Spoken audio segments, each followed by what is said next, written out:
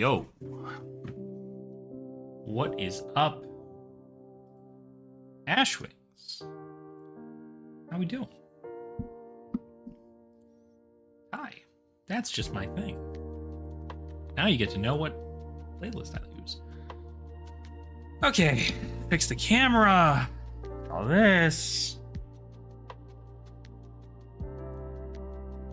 That's a little bit better, I guess. Yeah, that's fine. Turn this on. Save it again. I don't know why this, like...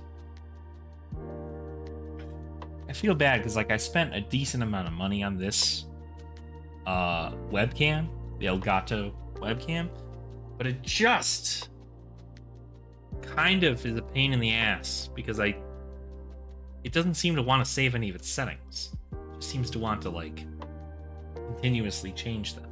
So I don't know. I have to figure that whole thing out. Anywho, hi.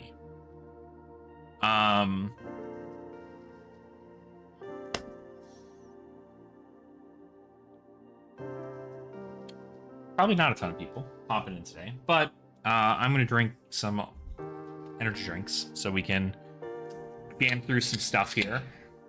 Damn, that was loud.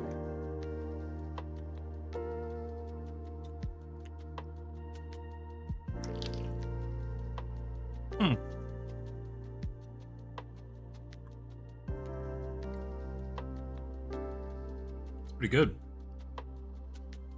I don't know what flavor that is, but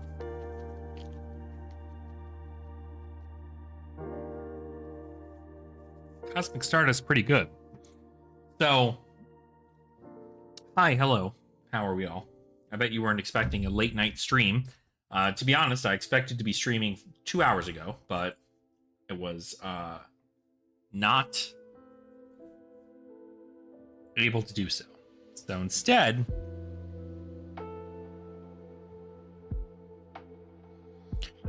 what I did is I played video games. But something I want to get done today is I want to go over my next Battle Box foray, being Clash. Now, I'm excited to go about making something for Clash because, as many people are aware, Clash is a format in which I'm a committee member of. We kind of look over the format. We talk about what needs balancing, what doesn't, and how things work for certain things. And so Clash has a little bit more of a leeway to things. Luckily, for the purposes of us doing a lot of testing, is that we have the ability to, like, change rules and stuff in excuse me, golly, in the Clash meta. And that's something that's really, really awesome because we get to essentially go, okay, cool, we don't know that this is going to work very well. We'd rather it work better than not.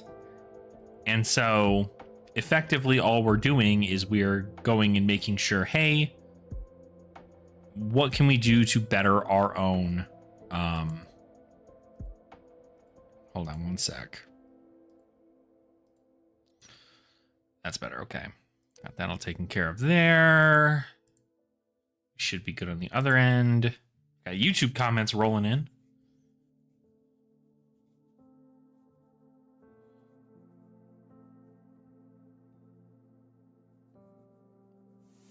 Yeah. That's what I feel too, also.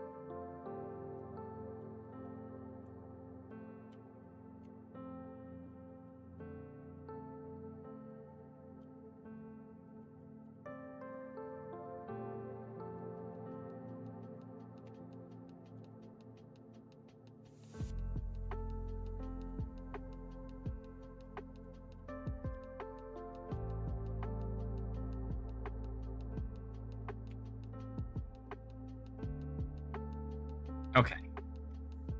So, like I said, Clash is something that I want to kind of get going and get started to actually making battle boxes with. And the reason being is because Clash is such a... I guess I don't realize how important Clash is as a format to people until I hear it from their mouths.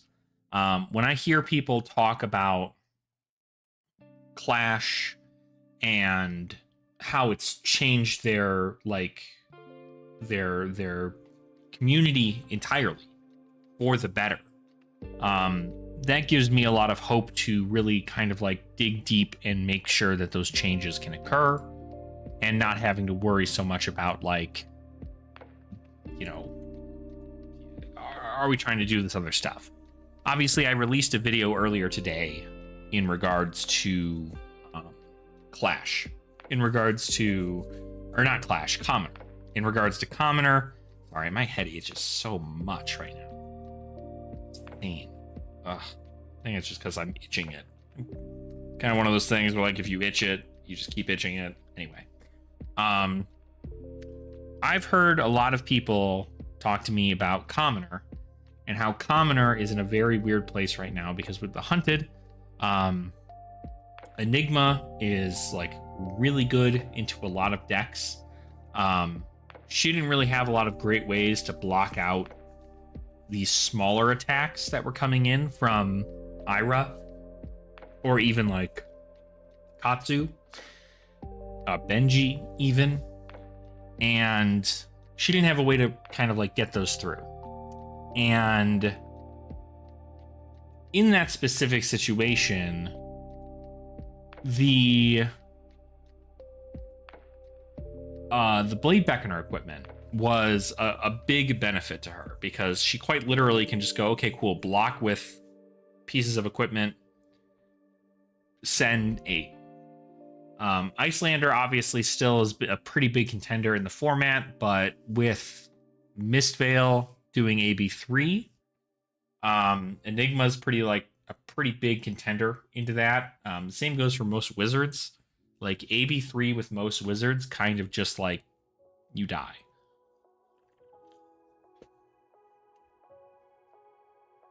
But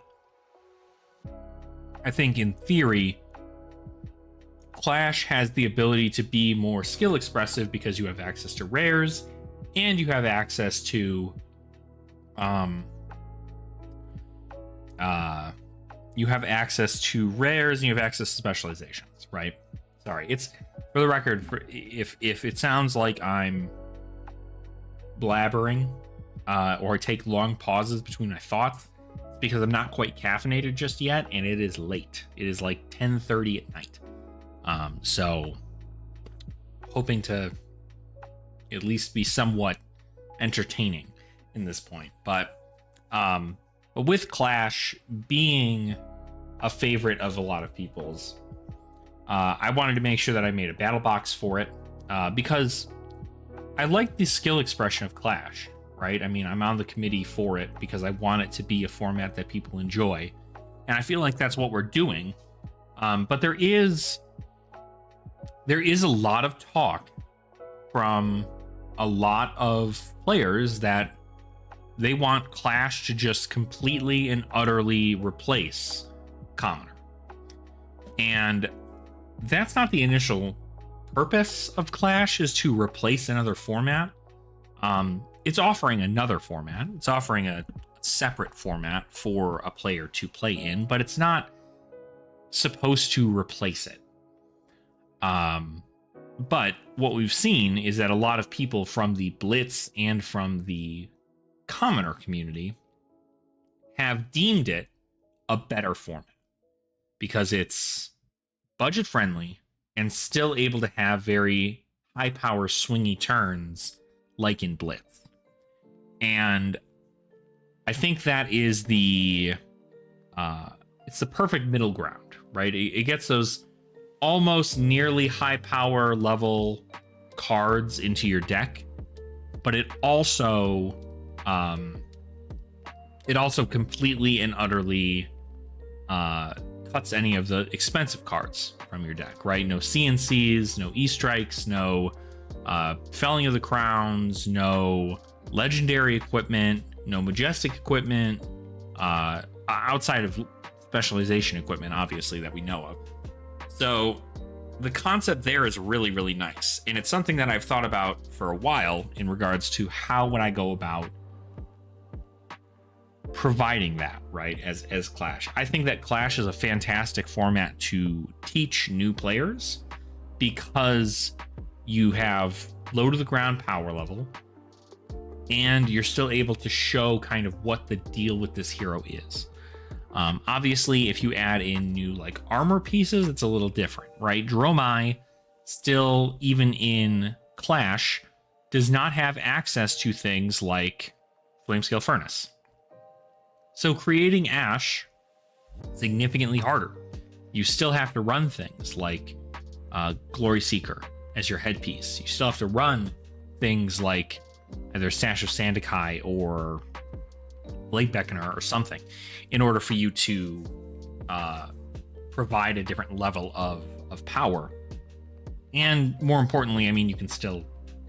Dromai doesn't have any specializations that are like crazy powerful outside of maybe Red Hot, right?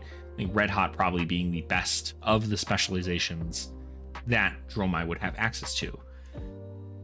So I think really what it comes down to is how do we go about making it that we're still representing everything, right? I like Commoner a lot, and I really, really want Commoner to thrive as a format. But unfortunately, much like I had mentioned in a previous, or in the video that I made earlier today, just going about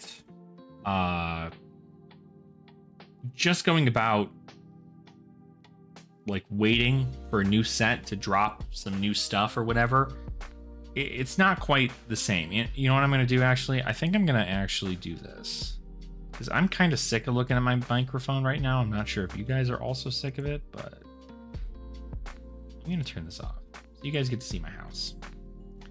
We're back to this, right? Back to seeing that whatever the hell is happening right here with my hair. Why do you like this? Weird. Anyway.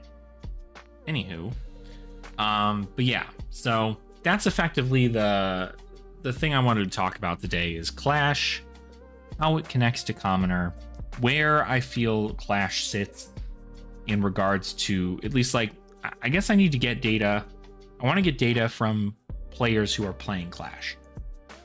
People who are constantly going through, taking the steps to build decks, to be creative, and to proceed to have that kind of level of comfort with the format.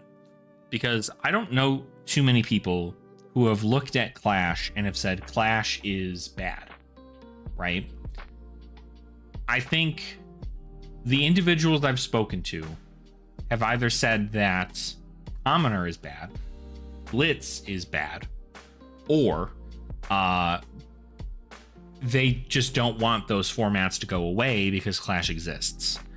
And don't get me wrong, Clash is in a very tricky spot right now because we want to have skill expression. We want to have, like, really it's player expression more than skill expression. We want player expression. And that player expression is being able to have access to, like, all of the heroes, all of the rares, all of these specializations without having to ban anything. But if we take a quick look here at just what is necessary for this. Also, this is not the same number. We can change this. This is 244. Bam. So we've got Clash, right? Obviously, we know that these things are available, but when we look at this, right, we have the card legality. The Clash bans are currently the Commoner ban suspended list, Duskblade, Drone of Brutality, Go Bananas, Harmonized Kadachi, and Ira Crimson Haze. right? Those are the things that are banned.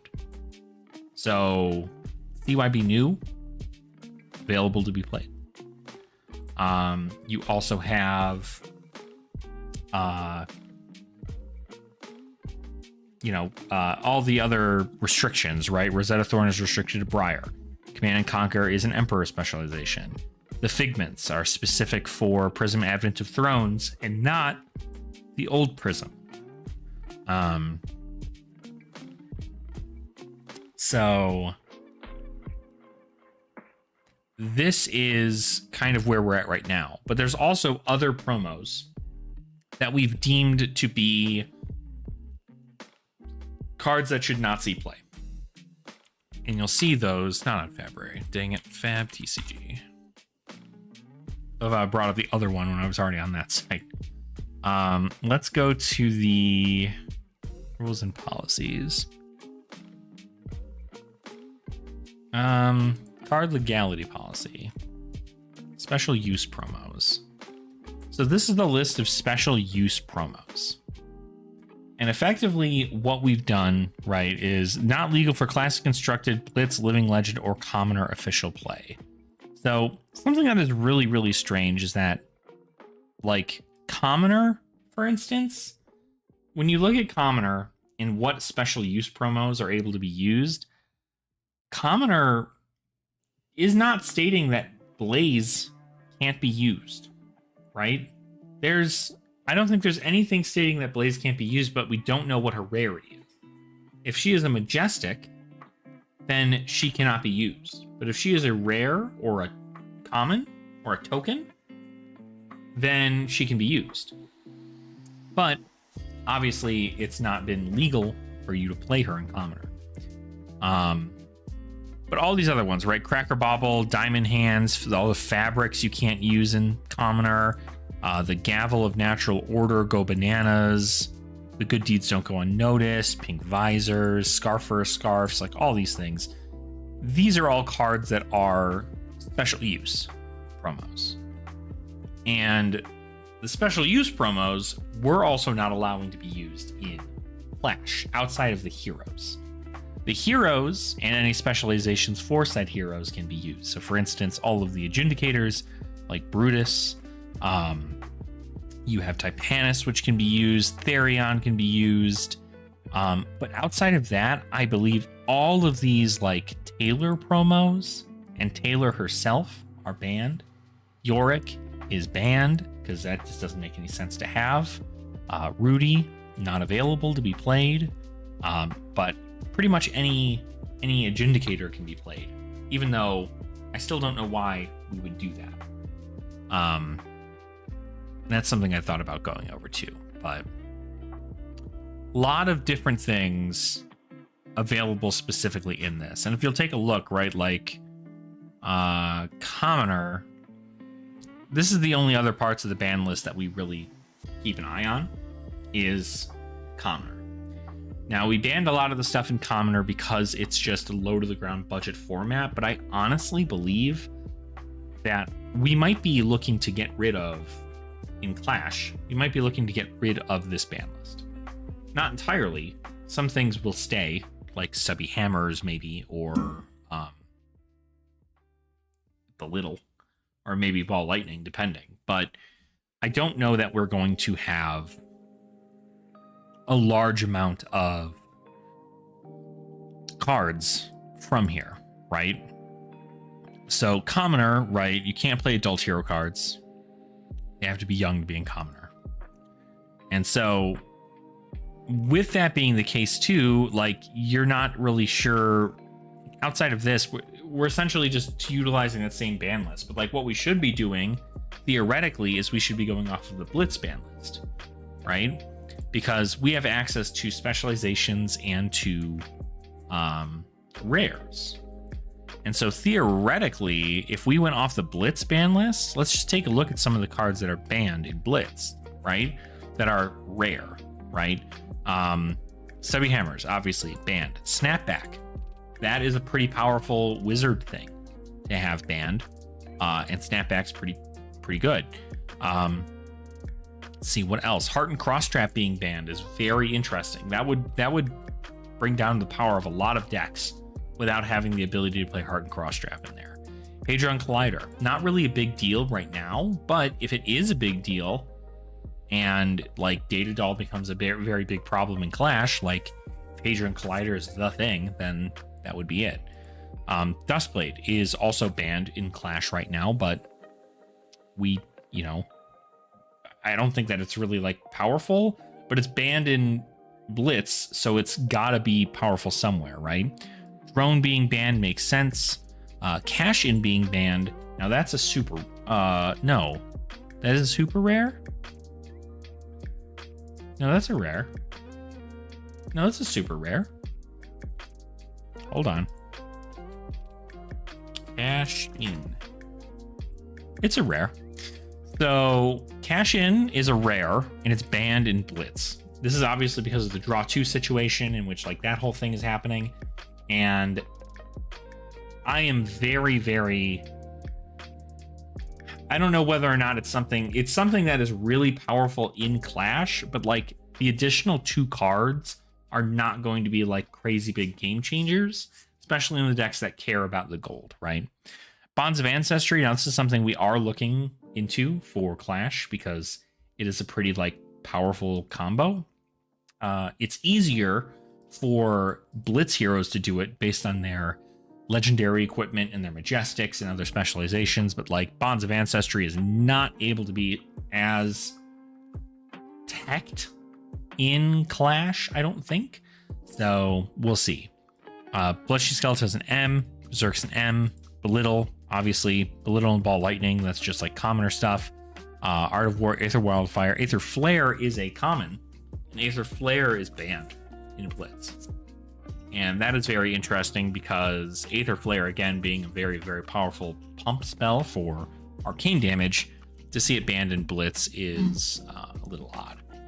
So a lot of what Blitz bans makes more sense, just due to the upscale and power level. But I also don't think that it is...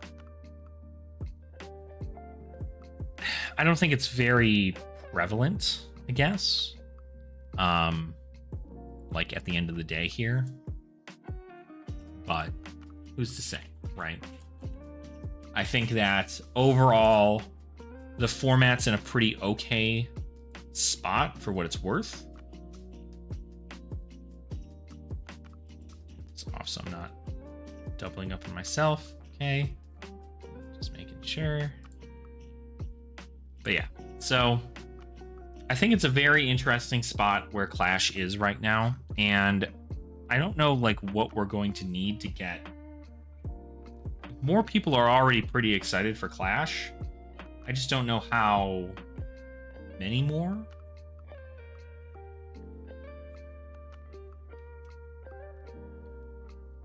So yeah. But anyway, without further ado, right? Let's go ahead and take a quick peek at what we have for Clash. So I've made a couple of decks already. And I honestly think I'm going to probably scrap most of these. Any of them that have a video tied to them, I'll probably keep. But these are old decks. This is like really, really old. Obviously back in Heavy. Very successful. Nice. There you go. I mean, it's good. I think it's really, really important to have like a good scene for it. And I'm always happy to see that Clash is doing well. Yeah, a couple. I've got a couple. It's just a few. But like a lot of these don't have results. I essentially just made them and then never updated them, so I think it's good to go through and like that was a Blitz deck. I don't know why that was in Clash. Yeah, like, these are Blitz decks. These are quite literally like the Blitz decks. I think they were like set up under Clash somehow. So I don't know how that worked, but I think I just made them so I could change them. Yeah, like I always love to hear from people who are like experiencing Clash in their own personal like environments, because it means that, you know, the scene is alive, right? You couldn't kill me to prove my favorite. I don't normally do this, but just because it's several pages long and I really just want to do like a blitz thing, or like I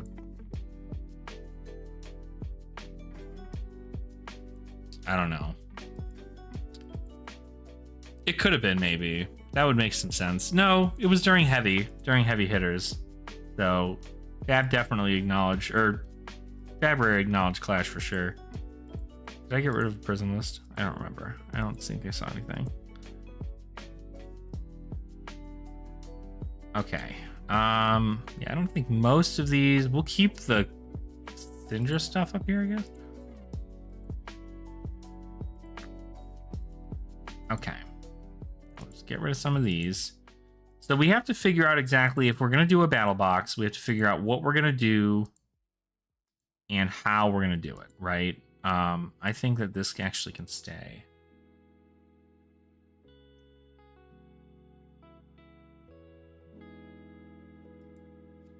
It worked too well. They like commoner less. Yeah, and I think it's easier to pitch Clash than it is commoner, right? Because at the end of the day, when are you seeing commoner happen, right? When is the only time commoner is the most relevant it will ever be? Like, genuinely, when is the most it will ever be relevant? Gold foil events, right? Going to a gold foil event and like getting more involved in like the commoner events that are occurring in those like callings or battle hardens or stuff like that. That is the only time in which playing commoner is the most relevant it's ever been. So why not also just play something else, right? Not very in the scene, just the most. This is the most I've been involved since joining the. Oh, nice. There you go.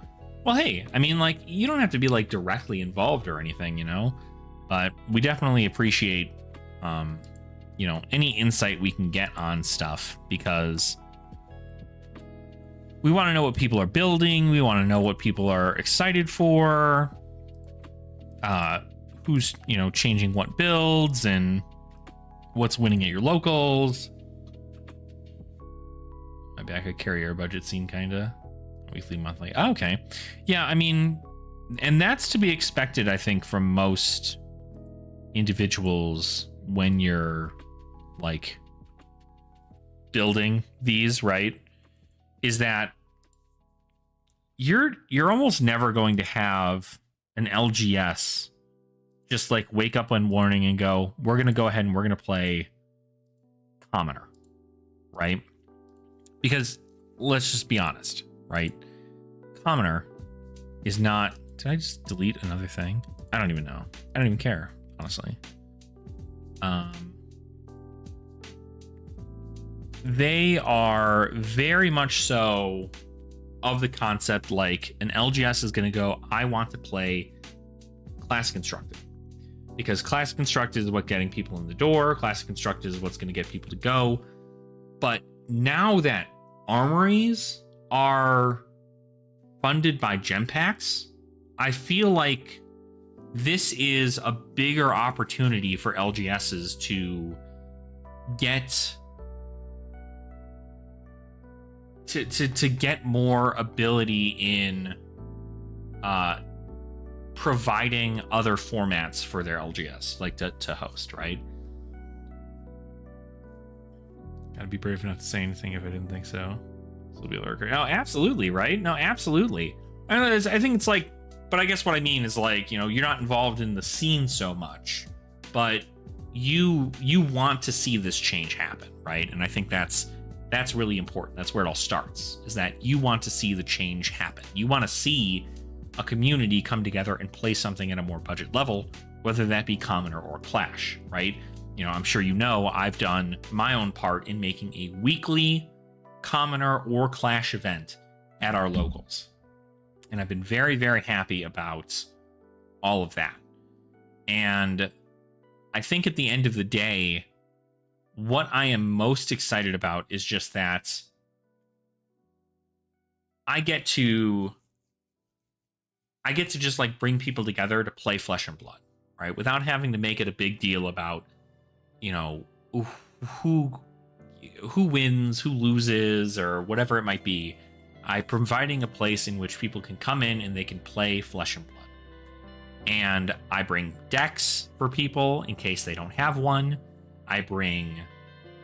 I buy the prizing for the event, which is something that, should not be the case. And something that I will need to, unless for some reason my YouTube channel pops off to a level in which I will be incredibly grateful for. I won't be able to do as much funding for the prizing. But the LGS that I go to at least is willing to, they start an event, right? Like it's an LGS run event on the account of the LGS. So when we do Clash or we do Commoner, we actually do it in that means. So anyone playing this yet? Oh, it is a real thing, Death. Yeah, it is. It is a real thing. I am, outside of being a committee member for it, I am entrenched in a lot of times where I see people, whenever I make Commoner videos, they'll come in and they'll say that they are experiencing a different view in which Commoner is being put to the wayside for Clash. Sometimes even Blitz is doing that. You see anyone even have a Clash deck yet? And I mean, it's certainly not global, right? And I think it is global, but it is something that is occurring, right? And it's not taking over everything, right? People are not stopping going to CC armories so that they can go play Clash at their house. You know what I mean? Classic Constructed is by and large the thing that is driving players to play Flesh and Blood, right? Armory decks are $40. You buy a deck, you get to go play at the armory. You no longer have to worry about spending X amount of dollars or finding all of this bulk or whatever. You spend $40, you can go play it in an armory, you can get a gem pack, you can sell the cards in the gem pack, you can get a free pack for winning a round if they do prize round packs. All that's up in the air. So truly, it's something that is available to be played. But in most cases, it's one person who knows about Clash and is really excited about Clash, and they share that with other people at the LGS. It's normally not, I've played at a lot of our locals, but none of them just have a Clash deck sitting around. Some of them do now, because we had a Clash night and people played Clash. So technically they have a Clash deck now. But in most cases they wouldn't. In most cases they would not have that. So they need a PvE thing instead of postponing it. I don't even think a PvE thing would help. Genuinely, I don't know that a PvE thing would help. But that's just me, I guess. Excitement. Be excited that it is a valid format. Yeah.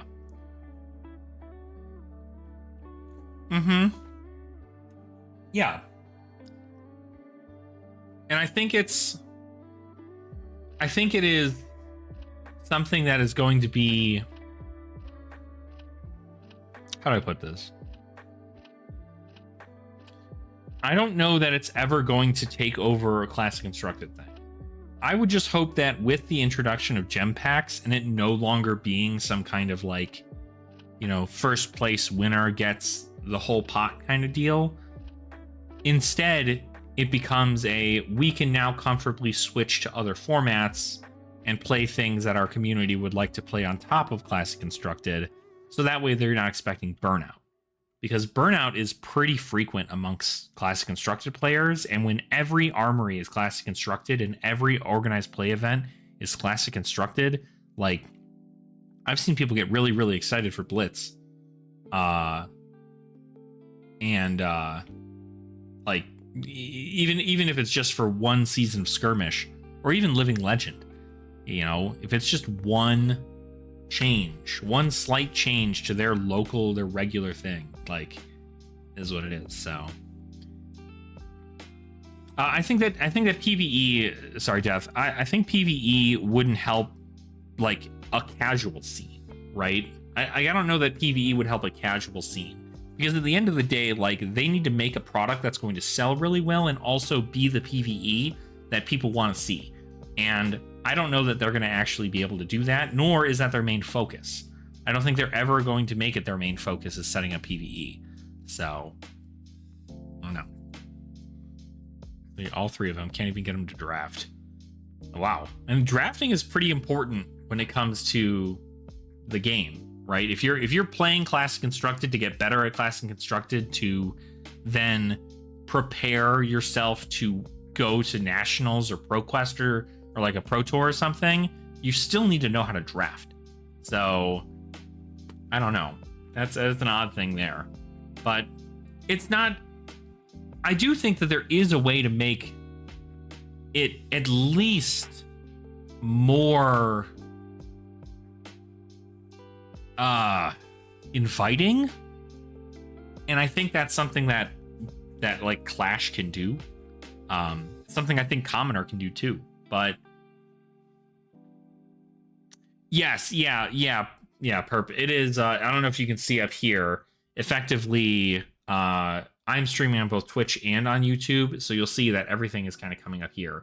It doesn't look like it's all popping over here though, so let me move over a little bit. Oops. Hold on.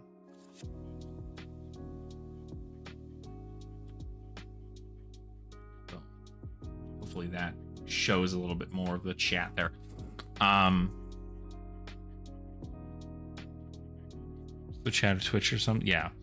I feel like armories are already, though. I don't know when it comes to spiky stuff anymore. I mean, yeah, it's certainly still able to like be a casual thing, but I feel like a lot of people are still looking for something that is a lot less expensive, even though a $40 armory deck is pretty inexpensive.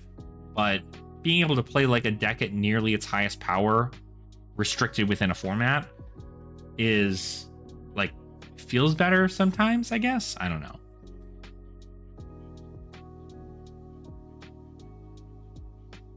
But yeah, I mean, we don't see anybody who comes in with spiky stuff for sure, but what we have is a very, very competitive scene out here in Colorado.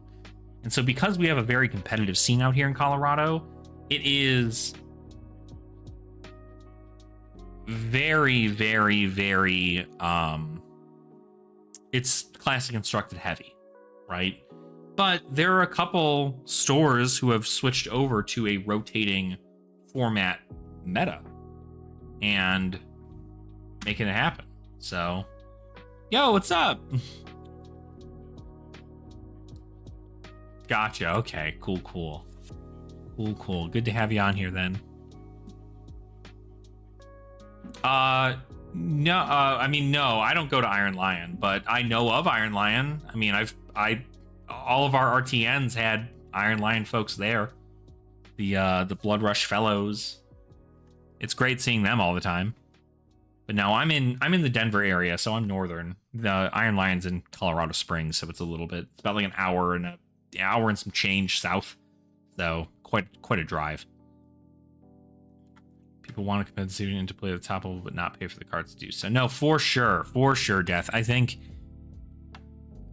at the end of the day, it's another avenue to play, and it's pretty kitchen table. I think it's pretty kitchen table as far as things are concerned, which is fine, because like kitchen table at least has like a way for people to play, right?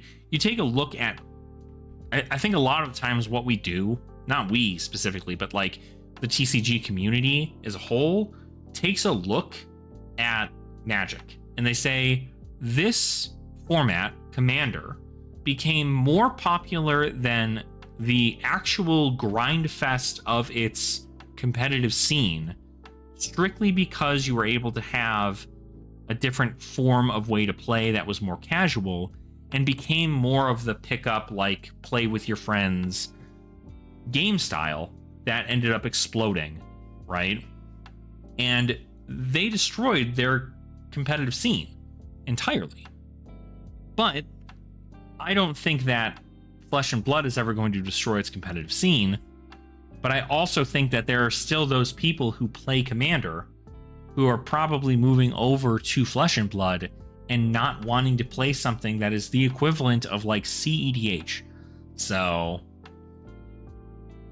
like, that is certainly a different outlook on this. But I don't want Commander to be in Flesh and Blood.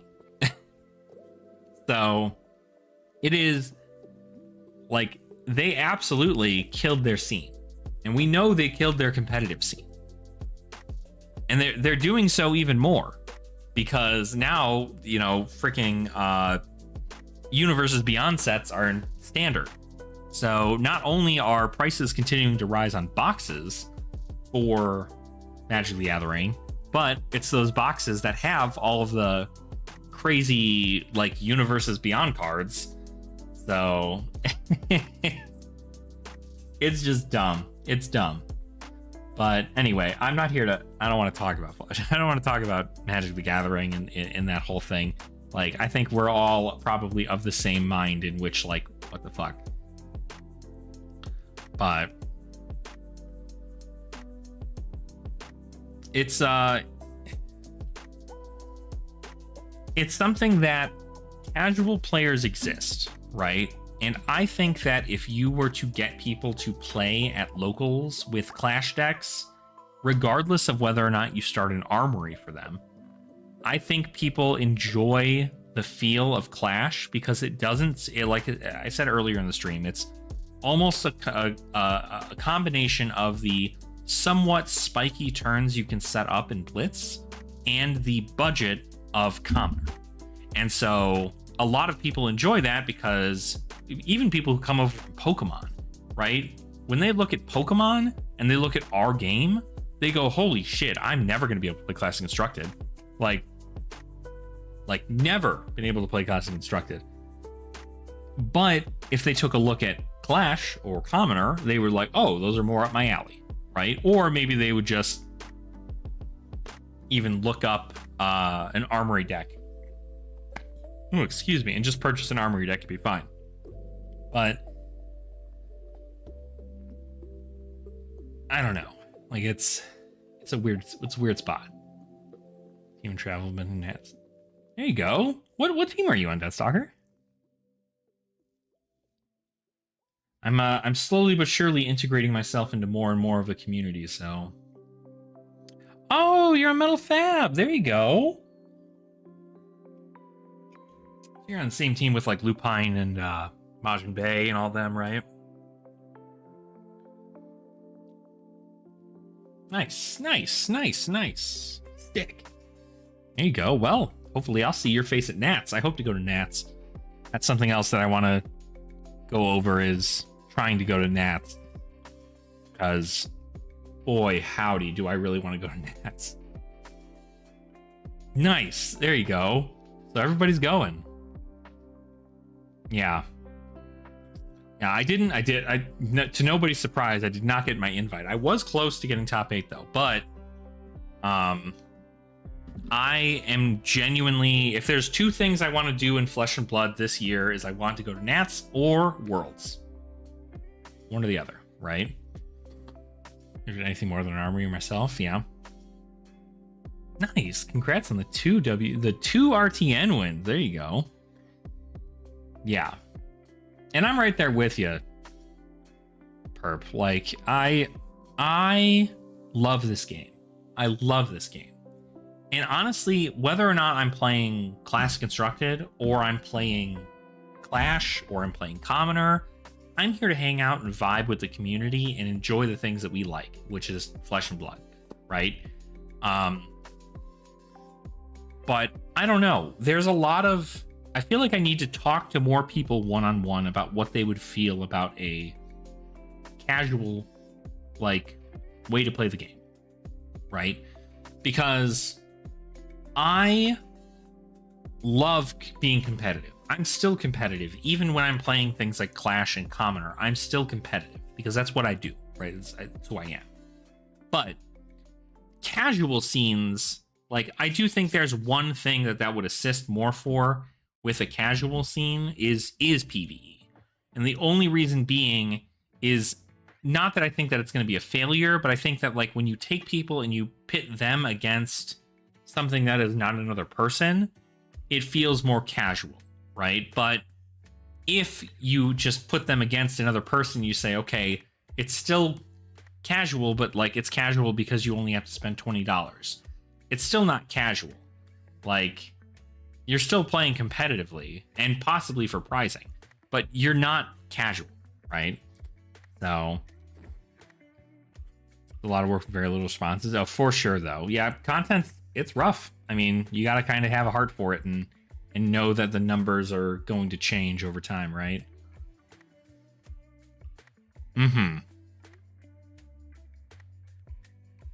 Get players in. I want them to know the rules well enough to do that. Yeah. Yeah, I think that it's still, I mean, overall, regardless of, like, the community and, like, their want for a casual, I know that the competitive scene is still incredibly popular. And even if it was, like, an avenue to get people in, right? I think that's really what I want Clash to be, personally. Is I want Clash to be something where I can sit somebody across from me and I can say, I have 20 life, you have 20 life. Or whatever it might be, right? These are the cards in our deck. This hero does this thing. Your hero does this thing. I'll kind of show you how that works, and then you can utilize the cards in the deck to pilot that to completion, right? And I think that is a great way to start. Now, of course, the same can be said for those armory decks, right? I still think that armory decks are also a great way to start, but starting them with 80 cards in a deck and those 80 cards immediately being told by several individuals in the content creator space that they need to be upgraded immediately. That those decks, like, I think I've heard more negativity than positivity towards armory decks, but simply because enfranchised players know what good cards are in the format, and they know that those cards are not included in the deck. And so immediately they go, you can buy that deck, or you can just buy all the other cards that are significantly more, like, valuable, and you can get a better running with it there, I guess, right? So tell the TCG players that no counterspells and no mana flood. There are counterspells, technically, but there's like two, I think. So technically, yeah, that matter. Yeah, no counterspells that matter. Yeah, there's none that matter.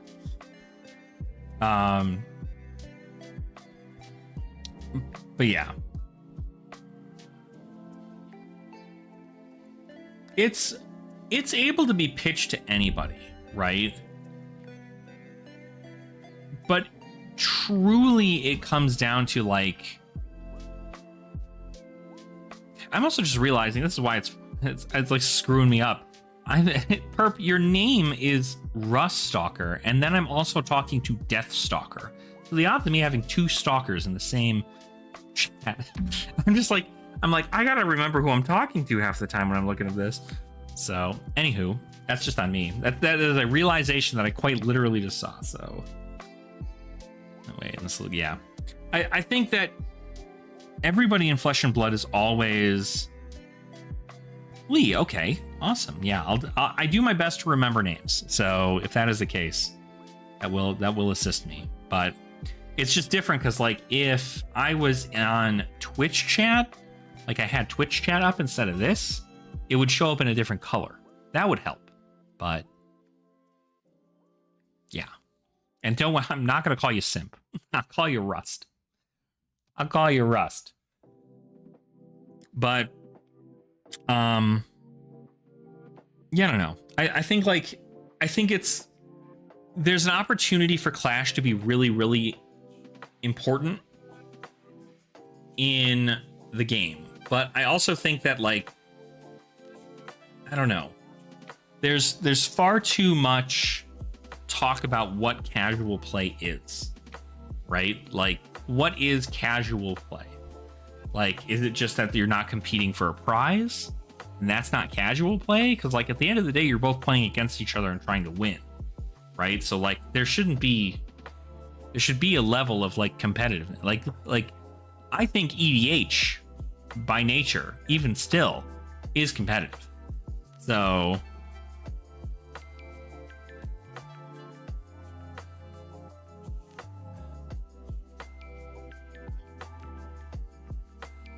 I think once the Armory decks came out, Clash kind of just hit a wall. I mean, there are things in the Clash decks that are like not in Armory decks though, right? And I still feel like if you really wanted to consider it a nice budget version of a deck, like this is also a nice format, and this is another reason why I really like enjoy Clash, or really budget formats in general. I kind of cater a lot of what I have to not having money, right? Like if I have bills to pay, and many of us have bills to pay, and we want to play Flesh and Blood but cannot play at a competitive level that most others are at our locals or CC. And in those situations, playing a budget format allows you to have the highest power you can have for like a 20th of the cost. And it is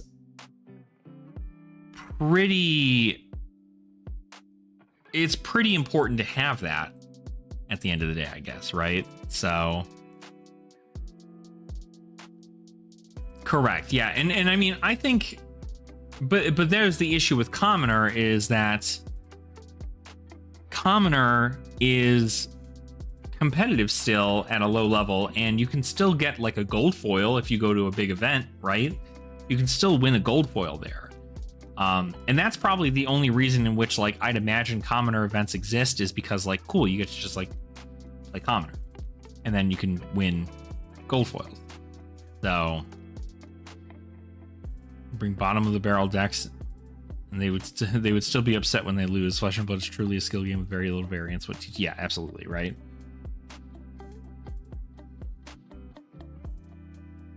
Absolutely, right. I mean, I think it really is just like, what is more enticing to both enfranchised players and new players, right? What is enticing to both enfranchised players and new players when it comes to a young hero format, right? I don't hear anybody saying they love Blitz, but I live in the States. In the States, we don't like Blitz, but in Japan, they love Blitz. Like, there are places all across the world that have Blitz everywhere, and like, it's huge in these areas. But that's because they don't have access to the cards, right? I mean, they're just getting it. Japan is just getting a whole bunch of the stuff that allows them to actually play Classic Constructed at a better level. You have all these other regions of the world that do not have access to these things. And in that same realm, you know, that's why Blitz makes more sense, I guess. But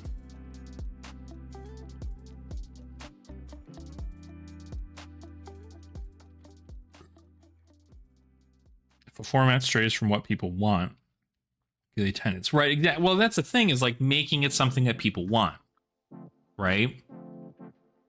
Making it something that people want is the important thing.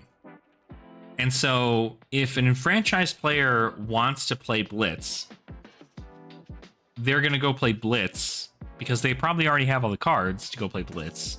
But at the end of the day, they're not getting the same stimulation as like a CC game would be, because it's too different. It is vastly different playing a young hero format compared to an adult hero format. Completely different. And it is like, it is so incredibly high roll in Blitz because you have that 20 life. And that's why I like Clash over Blitz, because I can just simply go, okay, cool, my power level can be high, but like most of my deck is fairly on rate for rares and commons, and like maybe I'm building my deck a little odd comparatively, but exactly, right? And that's the other thing too, right? Is that we're seeing, you know, Blitz being erased in skirmish seasons now, which just used to be Blitz. But now Living Legend is becoming more popular, at least here in the States, and we're seeing more and more Living Legend formats than we are anything else. So it's very, very like it's important to have a young hero format for the sake of learning. But at the end of the day, if the end goal is to get people over to Classic Constructed, then like they could just remove the young heroes entirely, right? Like at that point, if we're looking to teach people Classic Constructed, whoop, didn't mean to slam my mic there. Anywho, let me see. I really love his unique heroes, Benji. Yeah, exactly. Having like young hero specifics, right?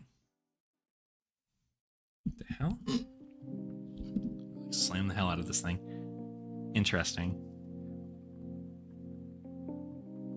Hey Mel, what's up? Even if my local areas in the US like people like Blitz because they don't min-max and play more casually, also a decent amount of UPF in that group. That's good. I mean, it's good to at least see UPF. Like, I don't know, like there's not enough surveys that happen in regards to what regions are playing what like format frequently. Like if we got people together, you know, thousands upon thousands of Flesh and Blood players, and we got them all together and said, hey, what's your favorite format in Flesh and Blood? I still think obviously it would be Classic Constructed. Like people love Classic Constructed. So, but yeah, I don't expect them to vanish fully, but I think it is a very interesting thing when you take a look at the amount of people who get into, because then we also have the other dilemma, right? The other dilemma, and it's not really a dilemma, right? Because let's talk about like the concept. I don't know why I'm on this thing. We're obviously yapping. For the concept of Classic Constructed, right? People are upset that Classic Constructed is as expensive as it is, right? It's incredibly expensive to play Classic Constructed at a highly tuned competitive level, but it's not incredibly expensive to play Classic Constructed, right? Like at all. It's not. Nice comment, but one each monthly. CC Blitz commentary vibes. Yeah, exactly. Right. You would need to run into that issue where everyone who doesn't show up will chime in with not real opinions. Yeah, exactly. It's hard to gather all that information, but I think at the end of the day,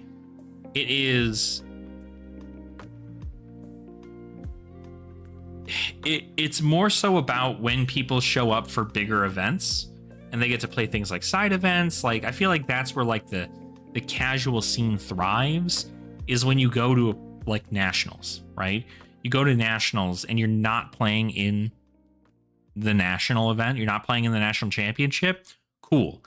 You get to go play LobbyCon with people. You get to go, you know, play in a draft. Go play in a sealed box, like a full box sealed. Go play in a commoner event, right? If you happen to have that available for you.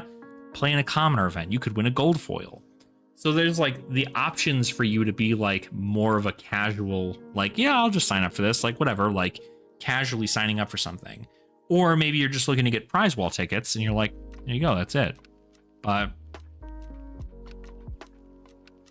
yeah, no, I mean, the vibes are, I mean, I was surprised I was able to get as many people as I was into playing Commoner or Clash here in Colorado, right? But it's not, you don't have people bringing their friends to an LGS to play Commoner or Clash casually on like a random Wednesday, right? And I think it's really what it comes down to is EDH is constantly pushed by content creators and by Magic the Gathering as the casual beginner way to play Magic the Gathering, which is insane to me, but it's also social, right? It's a social game in which you and you already have to get 3 other people to play, and then you go about and you enjoy your time with each other, right? But you're able to do all of that same stuff while being competitive, right? If you and 6 other people want to get together and play Classic Constructed and want to run your own small armory at home with literally like only silly prizes that you happen to have, or like maybe you buy a box and you want to do like packs or something, you can do that. Anybody is capable of running their own armory event. Not an armory, but like their own event, their own on-demand event, effectively. But at the end of the day, like, you're able to do something like that. And so Clash is always a fun thing. That's why, like, I like having the concept of having a battle box for things like Clash and Commoner, because then I can quite literally just take this box, set it on the table, and it'll be like a board game where I can go, okay, cool. We've got 8 people here. Everybody pick a deck. I'll go ahead and get a bracket set up, and we'll just go against each other. Rounds are like somewhere between 15 and 30 minutes. You're usually done by that time, and then the winner gets X, right? So yeah. 2 years ago about IPs in Final Fantasy was their focus. Oh, for sure, yeah.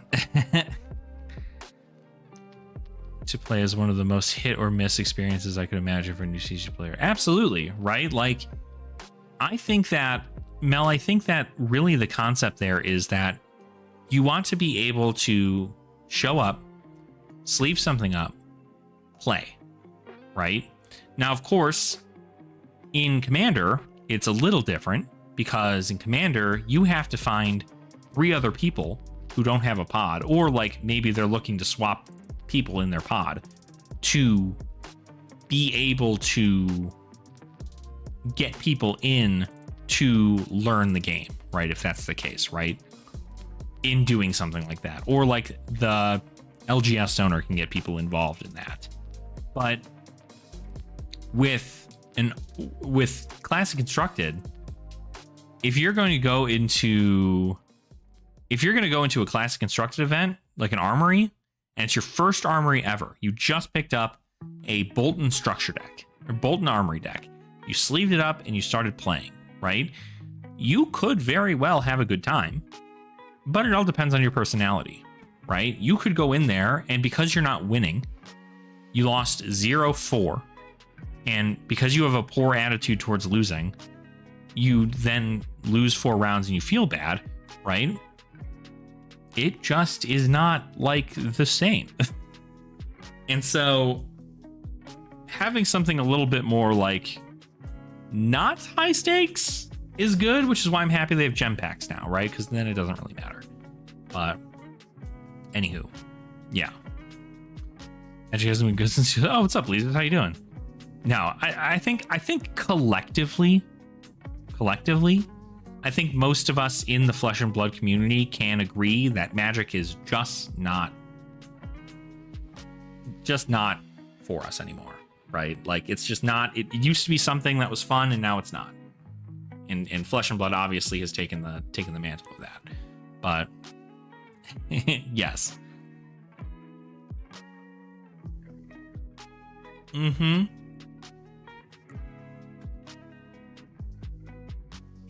I mean, it is insane how many people still like it. I feel that. Oh my god. Excuse me. Jesus Christ. Alani? Sorry, I'm not pausing for a second. Because it's taking its sweet time to get to my belly. Okay, we're good.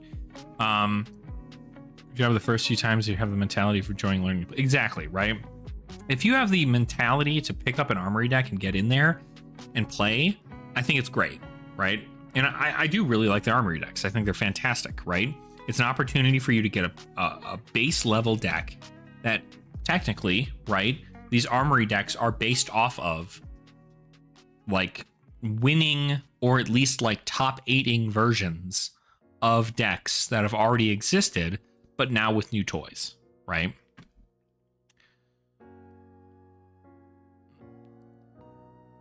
Exactly, right?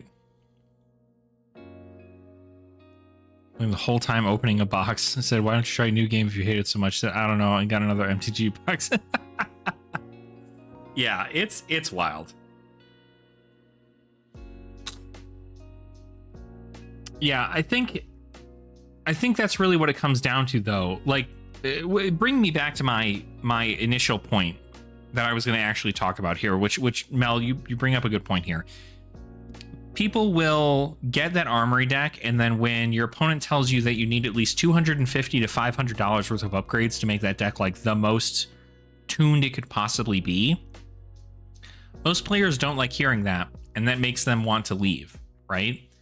But oddly enough, and this is kind of the crazier thing, because I've heard maybe a mention of somebody who's just like, the cost of the game is driving players away and it's making it impossible for people to play Flesh and Blood, and it's something that needs to change. There need to be hundreds of millions of thousands of reprints of everything in the world.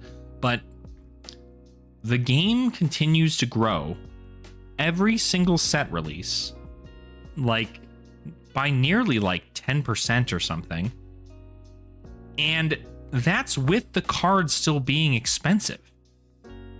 The cards continue to rise in price because more and more people are getting more excited about Flesh and Blood, and they're willing to pay those prices to upgrade their armory deck to be the best it could be because they really enjoy the game and it's a good game. Like, we see people still, I see people without jobs. Now, obviously, don't do this. I see people without jobs putting in hundreds of dollars into their heroes because it's their favorite TCG. Like, it is insane to me to think that people are complaining about the price of the game, but we're still getting new players. Not only are we getting new players, but we're getting new players who quite literally get to get into the game. They open up their first Codex of Frailty ever. An 80, I think it's like $100 now or something, like Codex of Frailty. 80, let's just say 80, right? $80 for a Codex of Frailty. 110. Thank you, Lee. I appreciate that. So, quite literally, $110 for a Codex of Frailty. You couldn't buy a Magic the Gathering booster box and get $110 worth of stuff out of it at all, right? Now, obviously, this is a one-off situation, right? Blah, blah, blah, whatever. But not only are Flesh and Blood boxes cheaper than Magic the Gathering boxes, but in most cases, they contain such value in them, especially the newer products, such value in them that you can just, if this isn't the, if you're like, I don't like Illusionist, you pull a Marvel Angel from a Dusk Till Dawn pack. You can sell that Angel for an insane amount of value, right? Like $50 or something. Use that $50 to then go purchase like 75-80% of your deck, and then utilize the rest of your cash on other things. You don't have to buy boxes, just buy singles. Your deck's all set up and ready to go. And in some cases, you just need to prioritize what cards are important, right? Like CNC is an important card, but is it something that is necessary for you to get your engine online? No. If you're playing Florian, you want to get something like Grasp of the Arcanite first. You do not want to worry about getting CNC. It doesn't matter to you. Felling of the Crowns, you might want to get more. Then like prioritize Grasp and then prioritize Felling and then kind of go from there. And you're in a good spot. So like that's what matters. Like it's all about finding out like what matters. And you as a new player are not going to know that. But that's the best part, is that the community will tell you, right? I had the same thing happen to me with Dromai. Also, hi gamer, I see you. Good to see you. When I was playing for the very first time, you guys probably all know the story if you've been fans of the channel. When I first started playing Dromai, I went to Min-Max Games in Chicago, and I got my shit kicked in for 4 rounds, right? But every single round, I was told at the end of that round, yeah, this hero is good, but technically it is better if you get this $100 legendary chest piece Flamescale Furnace. And I go, damn, $100 from this hero to be like 0 to hero? Like that's pretty good. But I don't have $100 to drop. I got very lucky, right? This is a very privilege-esque situation. I didn't have any big followers at the time when I first started. And it was very, very early on, like Dynasty. I had somebody PayPal me $100 to buy a Flamescale Furnace because they were like, you seem like you really want to enjoy Dromai. We want you to get into this game. Here's $100. You go buy your Flamescale Furnace. I didn't even tell them where to get my PayPal. Somebody found me online. I still, shit you not, I had somebody go to my Twitch channel, which I did not stream on Twitch at that point. I had somebody find my PayPal link on my Twitch channel and send me $100, and with just the note Flamescale Furnace. I like sent them an email. I quite literally emailed them, and I was like, who, why, what, why are you doing that? Just like, it's gonna help you grow your deck. It's gonna be like the key piece for you to want to play Dromai more. Here you go. And that was insane. Now, obviously, most of the times you'll never hear that, but that's different. Anywho, yeah. Also, I hate this. I both love and I hate this restream thing, because it means that I can't scroll on this restream chat thing here. So I have to go into my stream here, go into the chat, and then I have to freaking read all these things here. Oh, never mind. I can't even get to see him. Okay, cool. Whatever. Anyway, sorry if I missed your message. Crazy. When I go to this event, what event was this? This was Dynasty had just come out. It was like Dynasty release day or something that I went down there. But I used to live in Chicago, so I used to live out in Chicago. So I've been to Min-Max a lot. I don't know who did that for me. I've forgotten their name by this point, but I appreciate them nonetheless. Yes, Ems, but just handed a Benji over. I don't know who it was that did that for me. I'll have to look back and see what exactly it was. But it's probably ethical to spam chat. If I missed your message, I just don't know why. Like, I don't know. I like being able to be on both platforms, but like if I miss a message, I'm pissed about it. So I'm mad. I'm mad as hell. Mad as heck. But enjoy the fact that, yeah, absolutely, I do too. That's why I want to see more of it. I've never had an opportunity where I've just missed chat. But anywho, yeah, like effectively what I'm bringing, I can't even do it on this chat either. It's stupid. Anywho, maybe if I paid Restream money instead of this, I could look through chat history. Maybe that's the thing. I'm not paying for it. Stupid. Anywho, yeah. But like that L, like I didn't expect, I didn't know that I was going to buy it, right? I had thought about it because I was just like, well, I kind of really enjoyed the game. The people are really nice. I'd be totally fine just to go ahead and like play the game as it is, and just kind of build up little by little. But like, I didn't expect to do that. And people were just like, this is exactly it. Like, we're good to go. So I just, the community is great. And I don't think that I'd be where I am without the community for sure. So in my area that has some master set chasers that will crack a whole case and just hand cards that already have new players. Absolutely, Mel. I think we have some people like that too. I mean, don't get me wrong. I'm a master set chaser as well, but that's my problem is that like, if I get a lot of bulk, right? But I do not, end up actually doing anything insane in regards to giving it out to other people, because I tend to keep it all for myself, and then any extras I have, I do put in my trade binder. So, yapping for a second to do Zach building whenever. Expecting I got an hour and a half of S tier. Yeah, no. It's good. I'm fine yapping. I literally am fine yapping. Trust me. I'd rather. My whole purpose of whenever I do these live streams is not to. I mean, obviously, if I get around to doing it, cool. But like, I like communicating with my community. I like talking with community. And so that's what I like to do. And that's what I plan to do. And so if it's just an hour of this yapping, I should just put like, the Subway Surfers thing up here so I can keep people's like, anybody who's like not about what we're yapping about, right?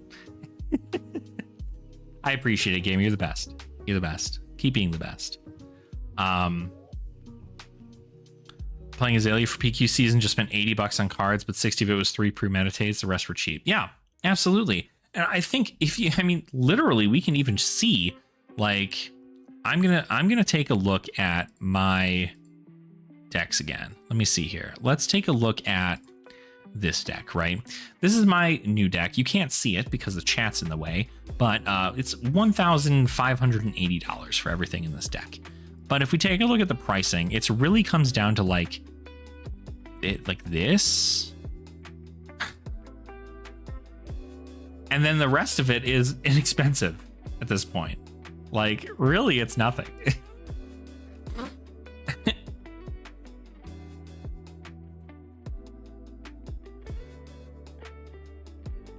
New games right now? Yeah, absolutely. Yeah, I mean, I like doing the games too. I think the games are always a fun thing to do too. I also just like can't seem to focus on games and also chat at the same time. So exactly right. I think it is insane to me. Like, you take these cards right here. Also, can we just talk about the fact that the CNC is $73? Cheapest copy, $73.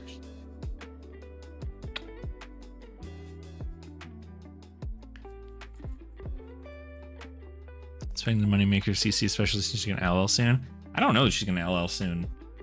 I don't think she is. Have guests and stuff. Honestly, I thought about it. I mean, that's something I'd wanted to do for like the classic constructor, or not the common language podcast, just having people on. But I also don't want to make like a thing that lasts like a million years. But I think having it during like a live stream would be kind of fun. It's just to have people on, talk about stuff. It'd be cool. But let's see. Staples got to get reprinted. I'd like to have M's be no more than $30 Canadian a copy. Canada's been rocked right now with pricing though. So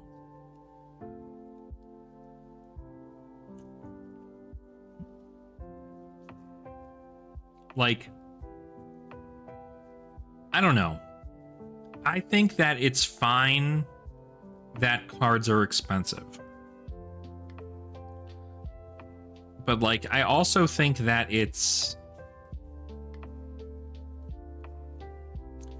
fine cards are expensive because again, like a lot of people will take a look at some of these specific cards like Command and Conquer and they'll be like, okay, cool. But that's the problem here, is that we're going to run into the same issue that we ran into with Tunic. Like the same issue that we're going to run into with Tunic. And mark my damn words. Mark my damn words right now. Tunic saw an incredible drop in price when it was reprinted in Bright Lights in the expansion slot. An incredible drop in price. But people stopped opening Bright Lights, right? Now, I don't think people will stop opening the Hunted, but I think that it will come a time in which players who are enfranchised in the game won't need to purchase product because they'll have the singles they want for their deck. These CNCs are currently not the CNC in those sets, but more specifically, the CNC that's in white border is $73. $73 CNCs need to be picked up immediately because that's about probably as cheap as I expect this card to ever be. And for the power that it sees, and the fact that, again, you get to see these cards be invested in other decks, right? When you stop playing Brute and you move to being Guardian, you're looking at like a pretty good swap into that. Because then you can just take those CNCs and go from this to this. And it's simple, right? Effectively, I can look at, with the cards that I have gained over my course of playing Flesh and Blood for multiple years, I can look at any deck that comes out now in the meta, any deck, and I can slice like $700 off of the price tag, probably more off of the price tag for the deck. Because, like, we already have all the stuff. I've got all the stuff already.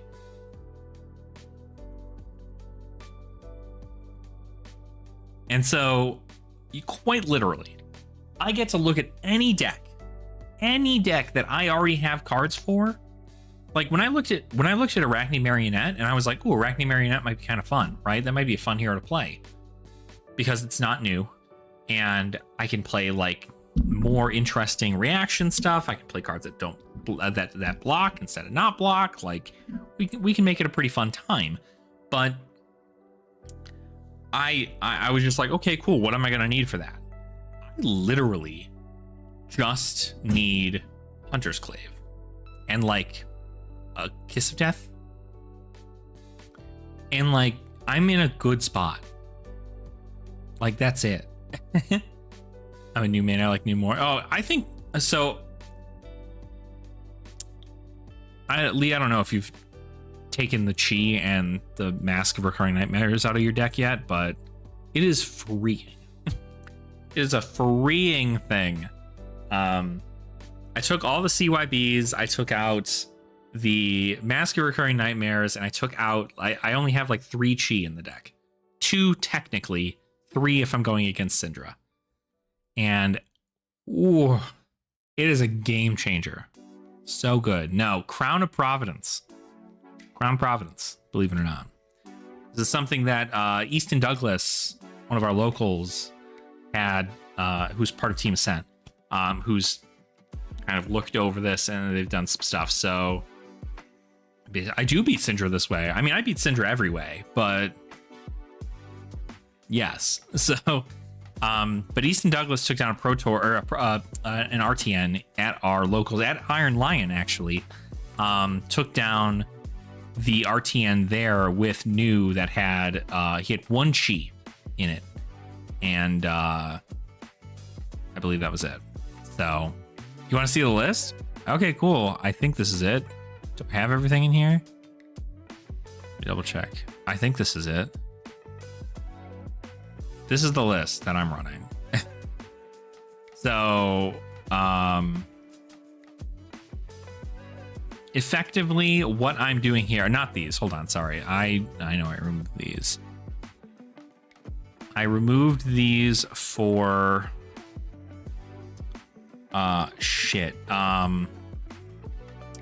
intimate inducement red. If you want some crazier shit, it's this. It's intimate inducement red. Dando got it. Dude, I've been an intimate inducer since I've seen the card. I play Commoner, my dude. I know what this card can do. This card is so fucking good. It's insane. It's insane. It's literally so good. It's so good. 4 cards off the top. I just get to take whatever I want. Oh, cool. Your combo piece? Throw it on the chain. Oh, cool. This? Throw it on the chain. You know how many heroes you just stop dead in their tracks because of this? You know how many freaking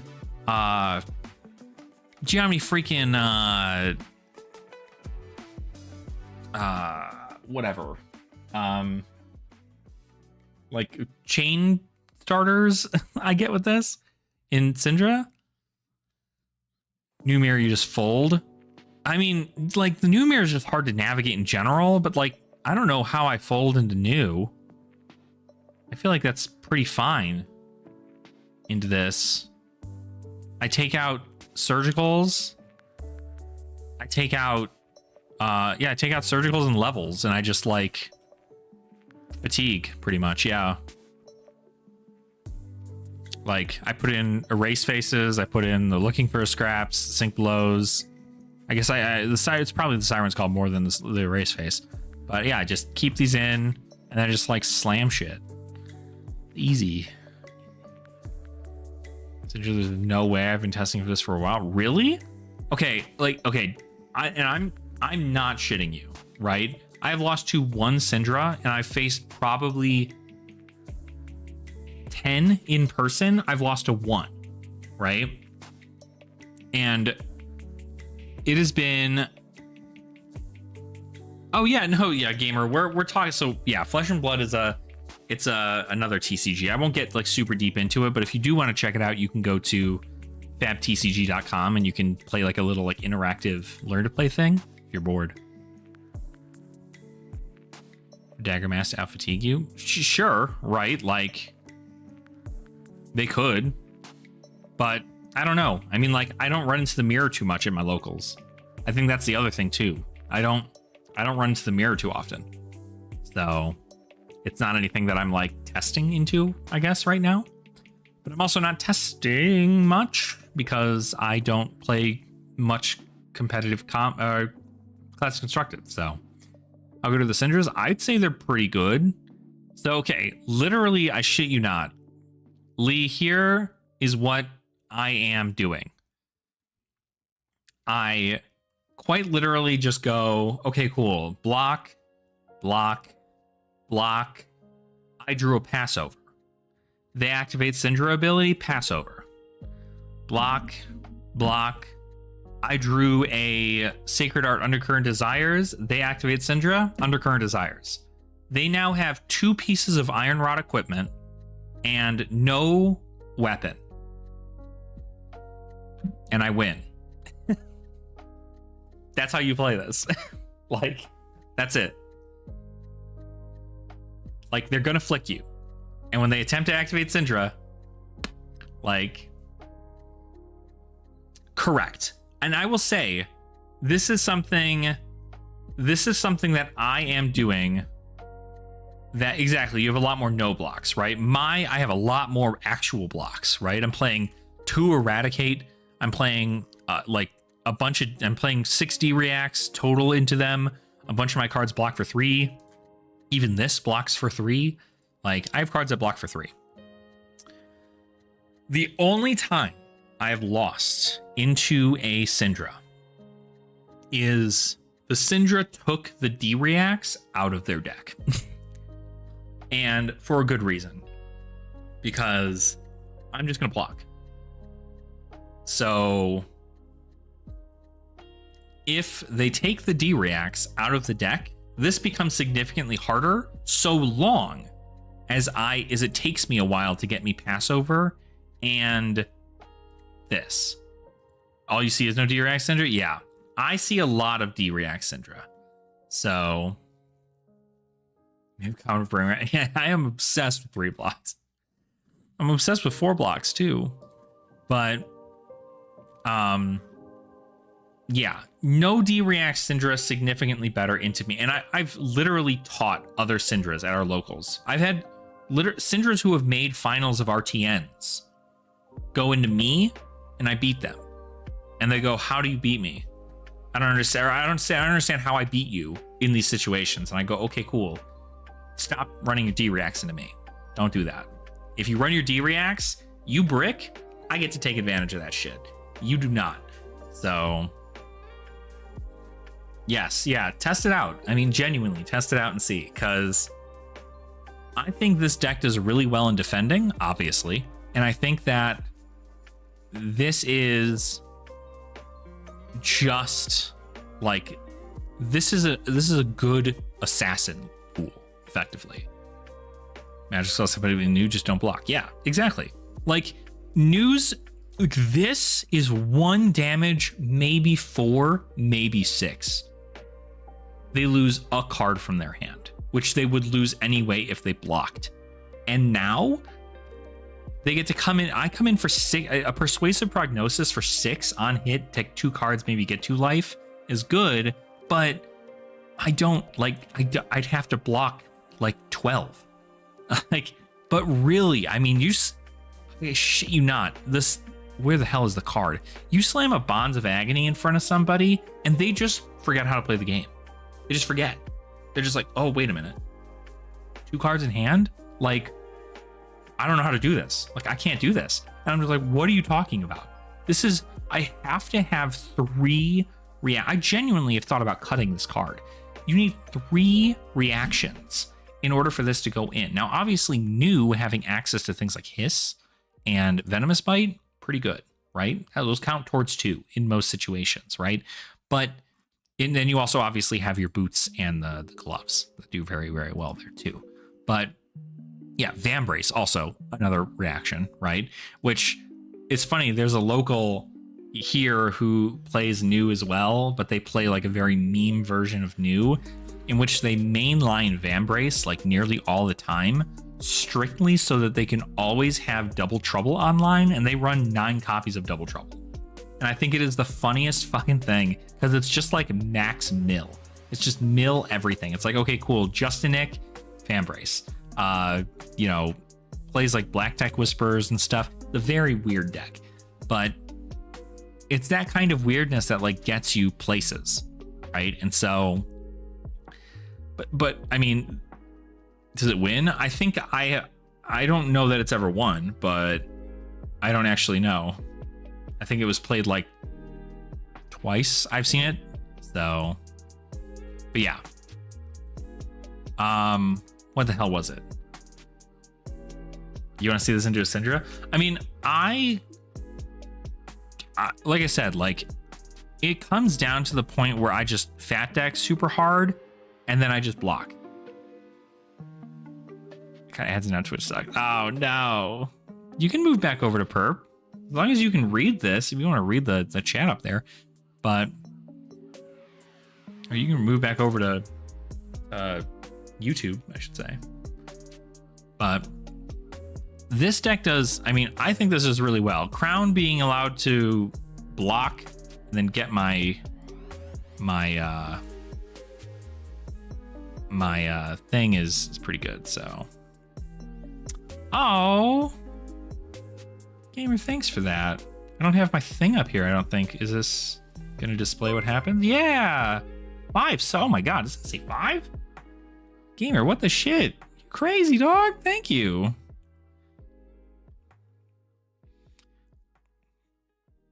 Solid time, lads. What the hell? Absolutely. Well, thanks, guys. Oh, thank you, Gamer. You get to give people some ad-free love. That's midnight here. It's late. But like I said, I just love yapping.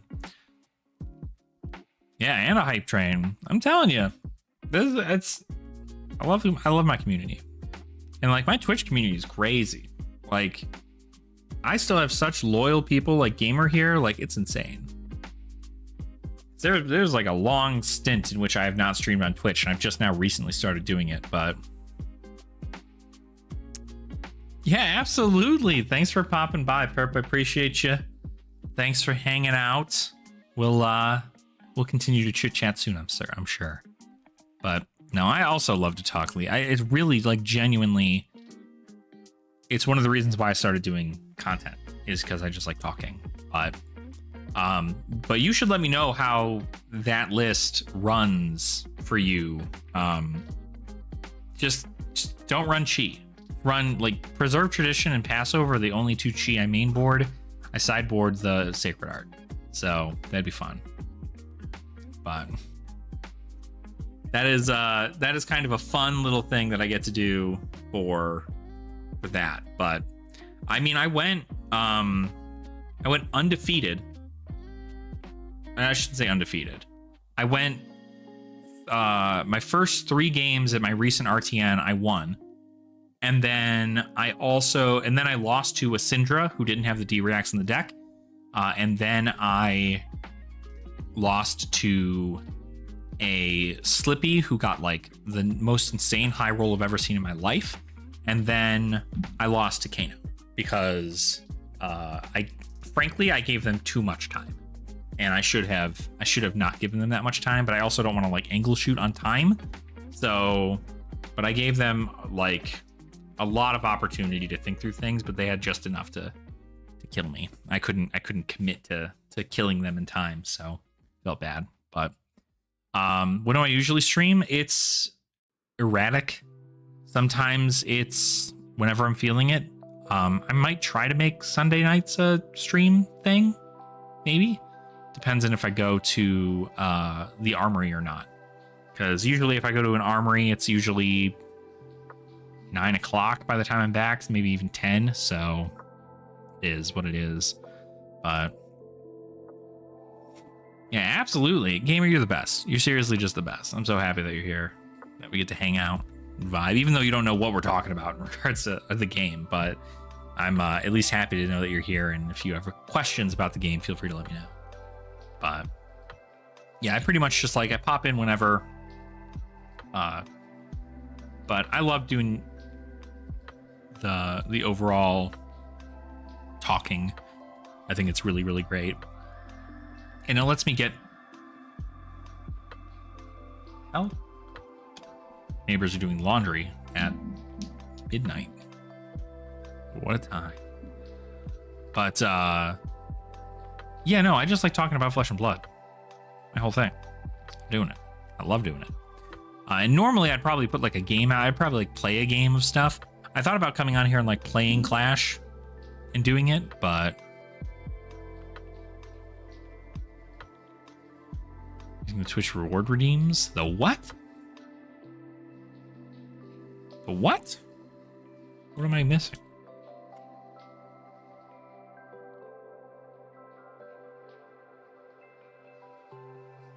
Oh, they're probably not popping up on the thing. So, see, that's the other thing I'm mad about with this thing is that, like, I'm not seeing all these, like, other things pop up. So, anywho, I see. You just pop. Okay, I see. It's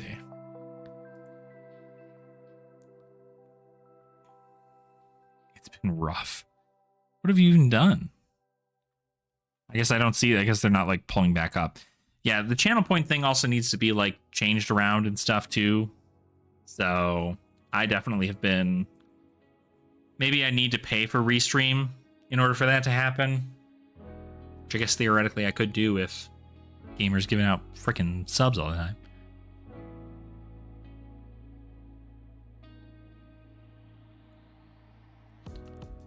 Oh no, I those things exist on here. I just don't have them on.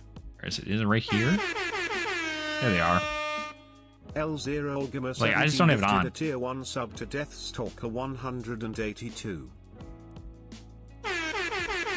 So it'll do that the whole time. L0 17 gifted a tier 1 sub to Ruststalker Yep. _C.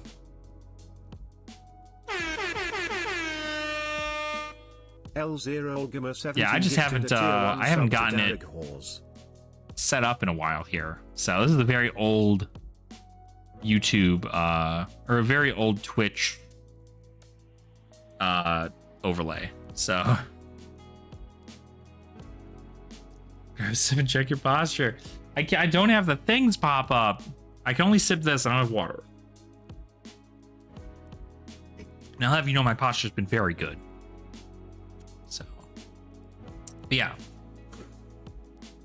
I am definitely more so about, because like I like the concept of streaming on Twitch, but I also want to stream on YouTube. So I want to do both.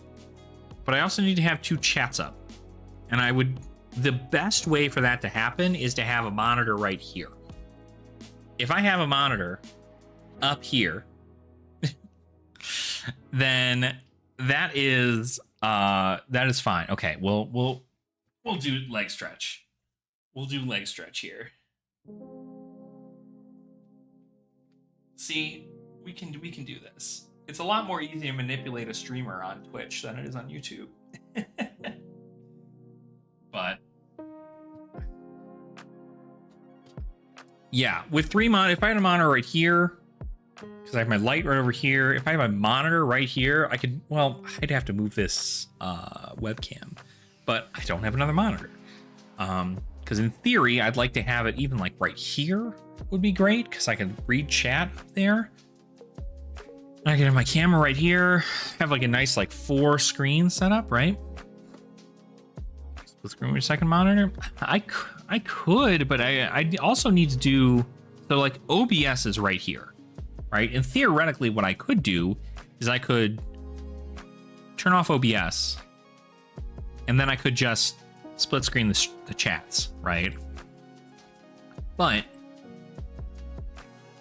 I also like to make sure everything's going good on the screen and not having to worry about when, I don't know. I think I'm just like hyper paranoid about that occurring.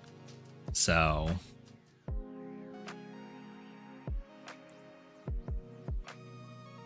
you know, a lot of people know me. I just don't know if I could do webcam. Really? I think like my whole thing, like webcam isn't like the worst thing, honestly. I've been doing this for so long. Like so long. Like, don't get me wrong, I feel like if you just took out that element entirely, it'd be one thing. But I feel like it's also nice because I can't tell you the amount of people who don't know me personally, who have come up to me at like our RTNs and have been like, wait a minute, are you Ashen Wings? And they know me because of this. Which is cool, right? But overall, I mean, yeah, you know what? I'm curious. I'm actually curious. We're gonna test this whole thing.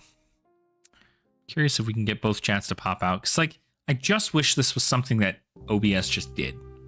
They just got the chats out and we're able to make that happen. But go freaking figure. That don't work. So who would have thunk? But I mean, like, don't get me wrong. I think if I was able to go back and change it, I would like become a VTuber and do this. I think that'd be so cool. But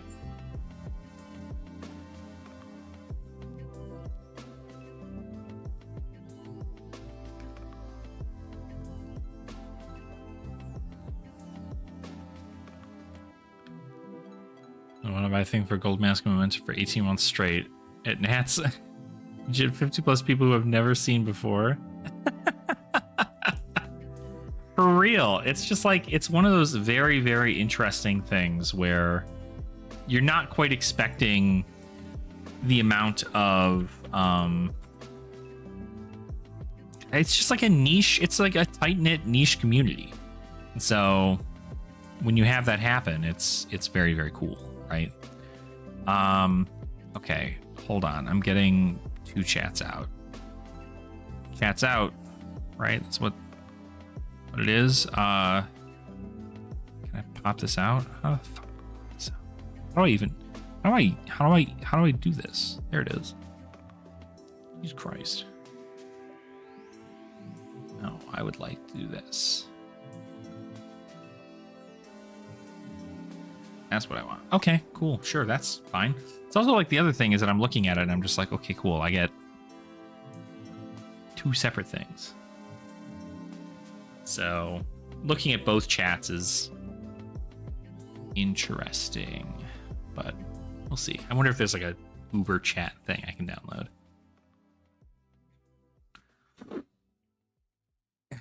If I say, hey, boss man, it's, oh, I don't know your name. Yeah, I'm pretty much the same way. It's hard pressed for me to, I mean, I'm certainly good at remembering everybody. I think that's the other thing too. There are people that I've met that are like pretty, like, you know, I do my best to remember people's names. So it is, but that's just like something that I've had ingrained in me for like so long, is exactly that. Yeah, I've got both chats up, so hopefully I shouldn't miss anything in regards to things. Just call me by name now, super off-putting. I mean, I've had it where when I was at the Calling Indie back in 2023. I mean, the MinMax folks obviously knew who I was because I go to their store and I play. And they also follow me and watch my content and stuff. So it's kind of like really funny to be like, whoa, like they'll, I mean, literally Peter will just be like, hey, it's Ashen Wings. What's going on, man? I'm like, oh shit, that's right. Y'all know who I am. So it's cool. It's nice though. Like, it's just nice. So it's fun to sit down across from people someone who's nervous to play me and no one knows me. I day 2 fight. Nah, it's like, yo, dude, I just got mad lucky. Are you kidding me? High rolled as hell. I think I'm almost curious and wondering whether or not, like, if people sit across from me, are they just like, whoa, like, I don't know. I've never been in a situation where, like, it has been a situation where, like, I don't want people to sit across from me and be like, I'm not going to have a good chance to play against you because, like, you're a content creator and, like, you're going to be so good. I'm going to be like, what, dude? I'm a content creator. I'm not good. That's why I make content. It's because I'm not good. The team jersey is also a pretty, like, intimidating thing. Like, if I see somebody with, I mean, when the Blood Rush Fellows folks come up and they're all in their team jerseys and the Team Ascent folks are all in their team jerseys, I'm just like, fuck. Like, here we go. Okay, I'm gonna get high rolled by somebody who, like, absolutely knows more about the game. And then I beat them. And I'm like, no, that's right. I can also just get good. Like, it could just be a good matchup for me. But I also treat people like people and not like celebrities, I guess. So the club, it's insane how many people thought I was some pro. Yeah, I mean, hey, like, if you go do these things professionally, hold on, I'm gonna sneeze.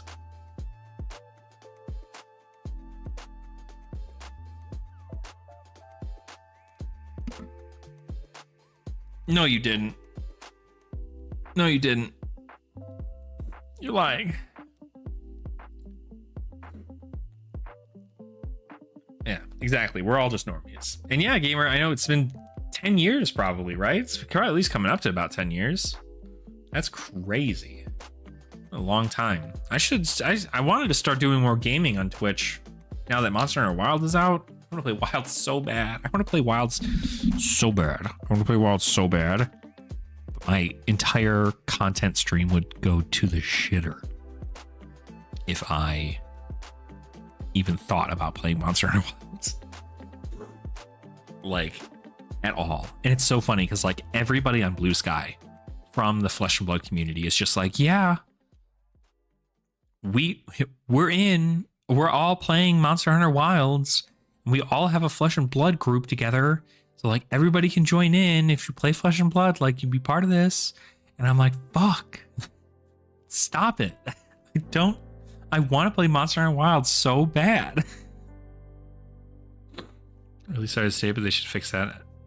That's saying a day. Yeah, that's what I hear, is that the performance for PC is pretty bad. I hear the performance is fine for other systems, but PC specifically is an issue. YouTube is fad, Twitch is just gaming. Yeah, I definitely want to make them both like connected in that way. But I cannot tell you how many times I used to do gaming on Twitch for like a while. Obviously, you can tell like gamers had. I've been doing this for like nearly 10 years.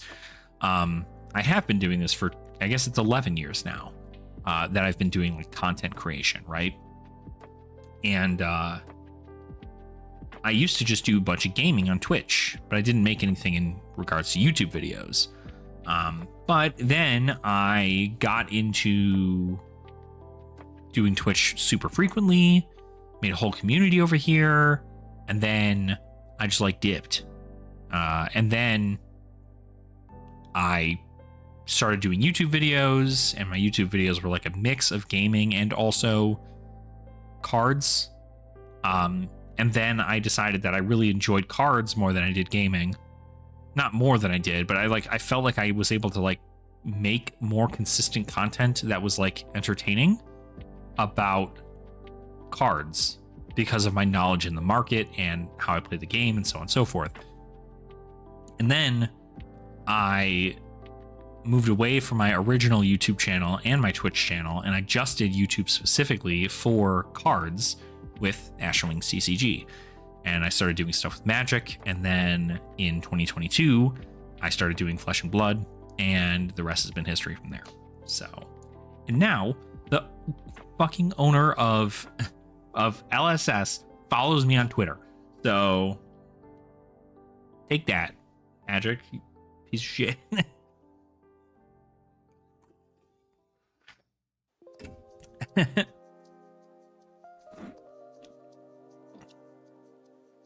I still dislike that Twitch is not putting in a stream notification to me. No, I'm surprised it's pushing them to anybody. I'm surprised it's pushing them to anyone at all. Like, I kid you not, gamer. I only stream on Twitch now when I stream on YouTube. And so, like, it's all just kind of like up in the air, I guess, from that point. But at one like from that's it. Hey, you know, he's still nice. I mean, don't get me wrong. I don't think that I'm going to be... I think if I go to Nats and James White is there in Nats, and James White is just like, Asherwings, I really love your content, I'll pass away. I'll just pass away. I'll pass away. But I've never gotten to meet him in person. I've never gotten to meet Brian Gottlieb in person. Brian Gottlieb follows me on Blue Sky and on Twitter. So does Carol and Kieran and Jason. But like, I don't interact with them. So I was lucky enough to be considered for a creator package. So okay, you want to skip Nats just to do the meet and greet? I've met them both, but like a quick flash and that's it. Not the whole time I have to ask them. Yeah. I would love to meet them. That's another reason I'm thinking about going to Nats. It's just like, again, like vibes are immaculate. And I would love to just like hang out, enjoy things. Is there any mask momentum that exists I don't have? I mean, I wouldn't imagine so. Did you get your hands on one of those Japanese ones yet? Those are fire. And they're like just about the same price as a regular one. Like, pretty good. You got it for $40? What do you mean? What do you mean? You got a Mask of Momentum play. You got a Mask of Momentum.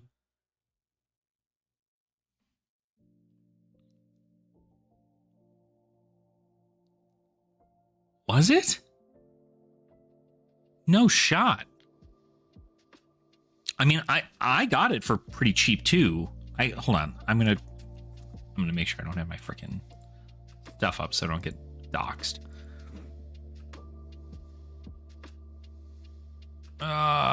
Let me sign in real quick here. Because I bought it right when I think I bought it right when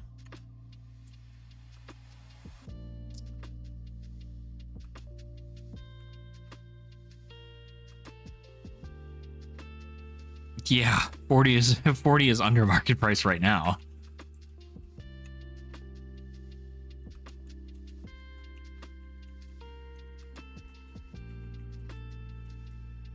Please don't have me freaking validate my stuff, please. Okay, cool. When did I buy Mask of Momentum? I think it was, I had to have bought it right before Mistveil, probably, huh? So maybe we're looking back here.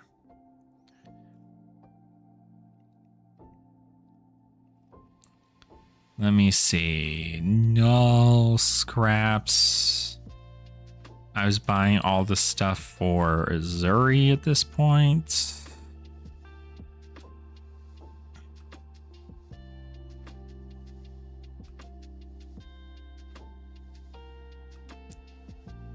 When did I buy Mask of Momentum? Can I just look? I can. Mask of Momentum. Perfect. Yeah, no, I did not get them for that cheap. I bought them in November of 2023, which I guess that was after PTLA. No. Yes. Because the last PT was Amsterdam. Yes. Yeah. So I bought them in November of 2023. No, wait, yeah. That's right. But anyway, I bought them for $73. I bought them for $73. But I bought them on a fairly big hype, I believe. So, but regardless, I have them. So, it's still money I don't have to spend on those things. But regardless.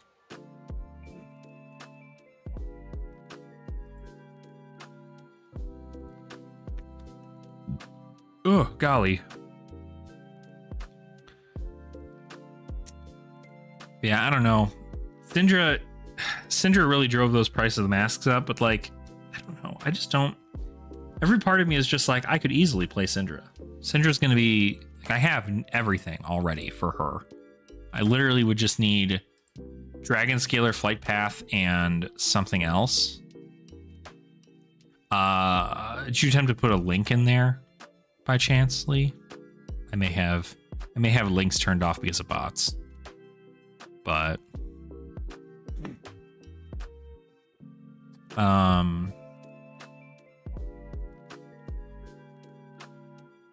yeah, like what? I mean, like what decks even are doing this? No worries, no worries. Yeah, they get. Does it work on YouTube? It doesn't work on YouTube either. Unfortunately, if you happen to have Discord,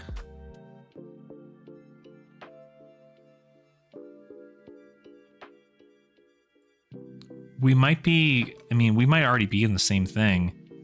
I am, if you're able to find me in the purple Discord, I'm just Ashen Wings. So, with a Z, same way as it's normally spelled. So,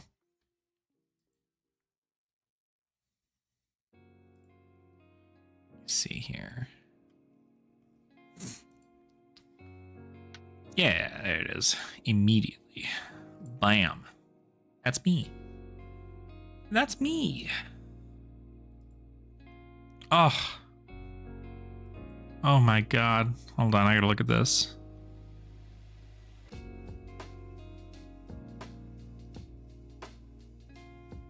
Oh my god. What a gorgeous spread of masks. Holy cow.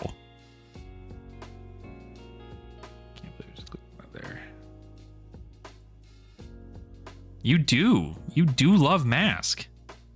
I don't think I've ever seen anybody love Mask more, honestly.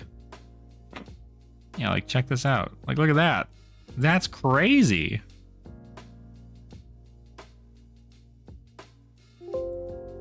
That's cool.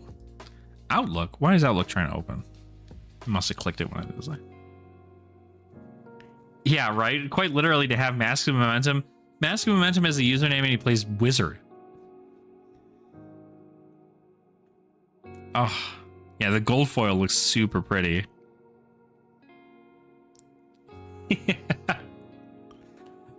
That is so funny. That is so funny, the fact that he just, like, he plays Wizard. He doesn't even have, he doesn't even play. He doesn't even play the hero. That's funny. Holy shit. Yeah, what the, let me look at Syndra here. Hold on. Because Syndra's won so many events. Is this the Christchurch one that... No, not Christchurch. It was Calling Memphis. No, not Calling Memphis. Shit. Hold on.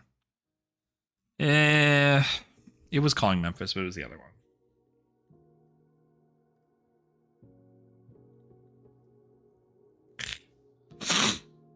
There it is. Whatever Yuki's list is. Yeah, I would need to get a Blood Spatter Vest, a Dragon Scalar Flight Path, and then the M's. That's it. I have everything else. So it's insanely cheap to build. Yeah. I could sell one codex. I got everything there. Cause what? The I haven't even looked to see what Blood Spatter Vest is going for right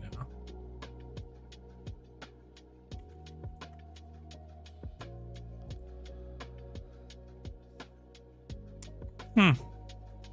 I mean, $76 in rainbow foil is kind of fucking high. That's kind of high. But I get it.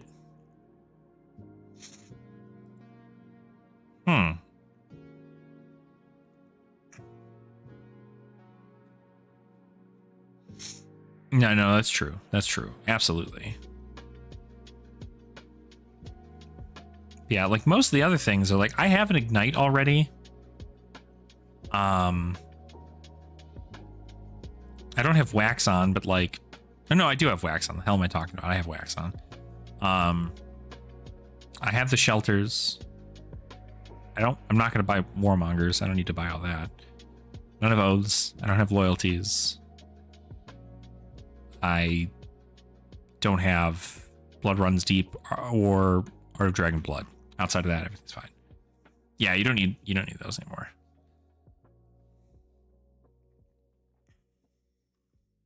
Yeah.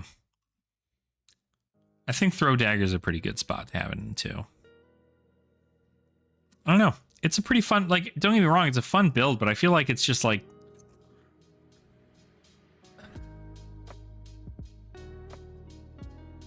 when are they doing the next BNR? Because I have a feeling, this is just one of these things, I have a feeling that Syndra's going to get hit. Do you feel that, Lee? Do you feel that Syndra's going to get hit? At all? Because she's not unfair, but she's just boring.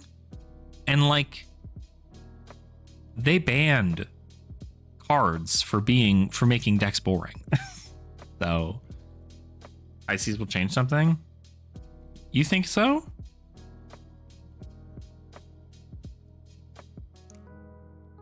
I don't know what it could change.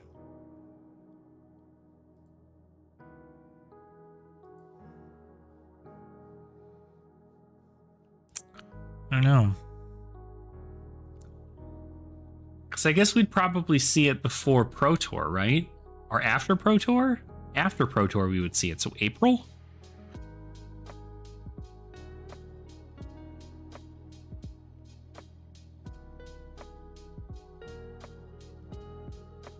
Until after Nats. I see. Somersault and LL. I do think that card is... I think it is crazy that Bravo gets to utilize Somersault. I think it is freaking insane to me. Like, insane to me. Like, that Starvo does not need to use Somersault.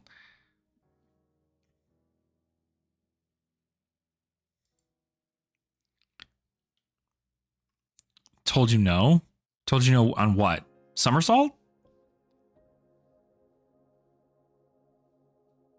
Or, oh, wow. Interesting. I mean, like, you know, they don't care, right? LL is a format that quite literally is just like, hey, we're just fucking around, right? If nothing is like game breaking, we're fine.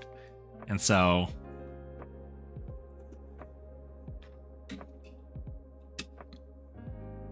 yeah, Verdance with Kraken's Aether Vein obviously is like against the rules of the game, right? Like, which I don't know how they can make Verdance a hero that exists and utilizes things like rampant growth and not ban Kraken's Aether Vein in LL before then, but they'll ban Zephyr Needle before sets even released. Doesn't make any sense to me that they'd be so proactive. So,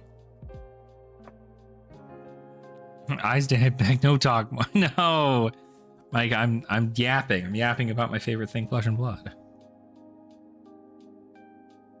Yeah, I don't know. I just like definitely am.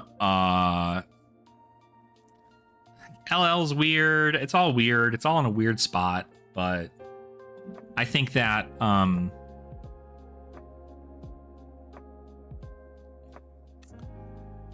I think that like Starvo needs a play, like outside of quite literally banning Starvo entirely. I don't think there's too much that they could like fully tune.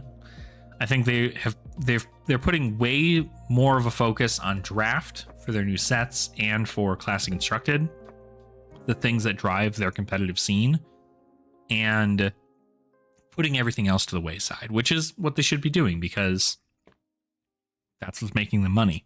But it is definitely, it's like it feels bad, right? So it happens. All right, sounds good. Sounds good, lady. Well, I appreciate you popping by. It's always great to yap. By all means, if you want to continue to yap, or if you want to get to yapping at a further time, you know how to reach me now. We're now friends on Discord, so feel free. Let me know how that deck works out. It's a very interesting deck. I like it a lot. You might not want to run Intimate Inducement. You could probably run Razor Reflex. That's kind of funny, but yeah, absolutely. Absolutely. I look forward to it. I absolutely look forward to it. So, well, you have a wonderful rest of your night. As far as what we're doing here today, I think what I want to do at least is I want to get a list of heroes together for, I want to get a list of heroes together that we should play for each class for Clash. Just to make sure we have them on hand for those specific scenarios. But let's go ahead and just take a quick look here at what we've got going on. I'm going to move this out of the way just a bit so it's not in the way. So let's take a look here. What I want to do, this is going to be bright as fuck, actually. So what I should do instead is I should do this.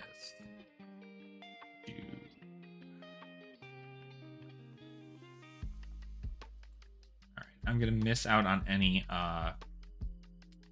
themes, so don't kill me. Let's go ahead. Why do we turn that off?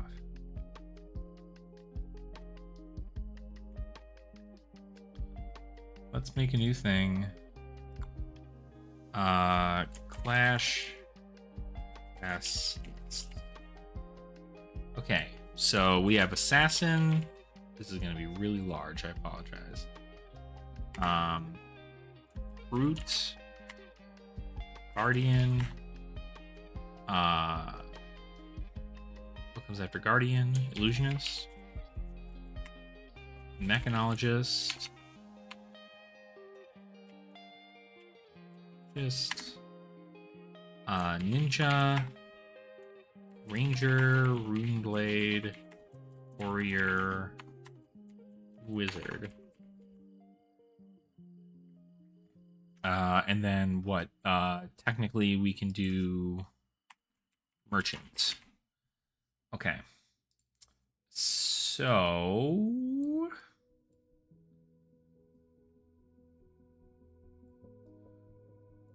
I'm just going to put these over here right now. Okay. So if we take a look at what we want to play, what I'm going to do is I'm going to actually take a quick look at our Clash information we have and kind of go from there. Clash link. This thing.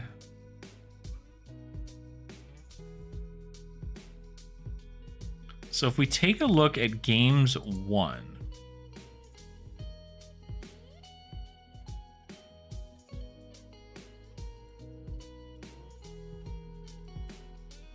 so wow, Enigma's got a lot of wins. Holy shit. I guess we can look at our win percentage, right? Actually, that's pretty good. So Ira's got a pretty heavy win percentage. So Ira obviously doing pretty good, although that was a lot of percentage before we changed that. I do think that Zen's got a pretty good play. I also think Katsu's a pretty good choice now too. Because Katsu can use fucking Kodachis, so Katsu might actually be the better choice here. So let's see. For Ninja, let's at least for now Katsu. Then we take a look at other things here. We have, I guess we should do it by wins, not by these, right? Enigma's won a lot of games.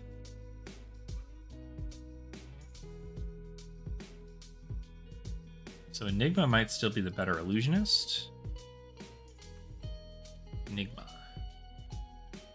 Icelander's still the best wizard.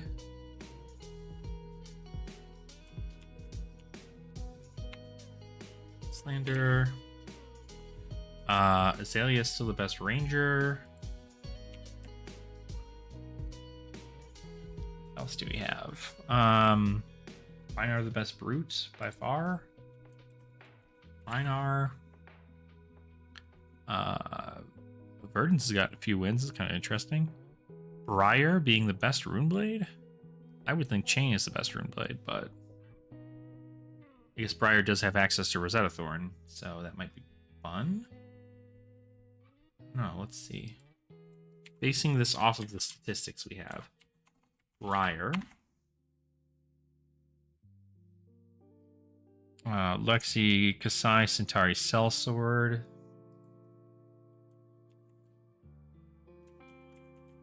Kasai, Centauri, Sellsword. Centauri.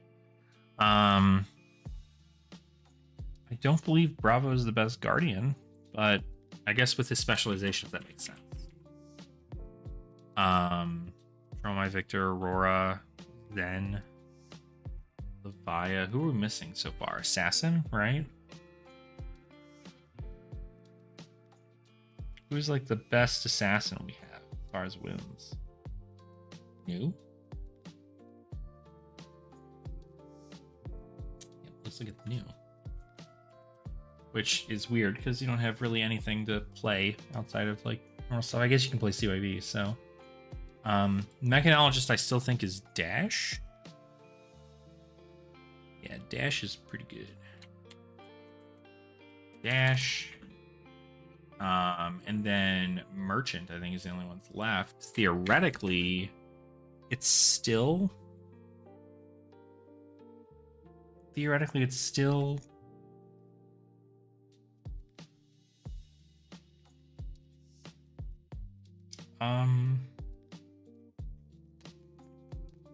Cavdane? Probably still Cavdane. Right, let's take it. The merchants set. Merchants. All the merchants we have available in Clash. We have Genus. Just go over this. Out of all the ones we have in Clash, we have Genus, which is pay 2. Each other hero may put a card from their hand on the bottom of their deck. If they do, they draw a card and you create a silver token. If you gain no silver, this way, draw a card. Each other hero may put a card from their hand on the bottom of their deck. If they do, they draw a card and you create a silver token.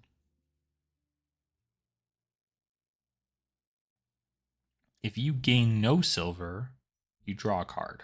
So effectively, if you pitch into this, you draw a card and you get no silver, you still draw a card? Weird. So you're always drawing? You draw 2?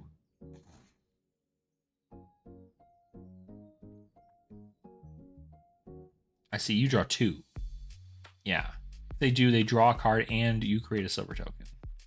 If they do it. Oh, wait a minute. I'm reading this wrong. Hold on. Each other hero, not yourself. And then they draw a card and I create a silver token. So if I get their 1 card, or if they have no cards in hand, I get to draw a card, is what I'm looking at here. So interesting. But that's not going to make any sense because it's an action.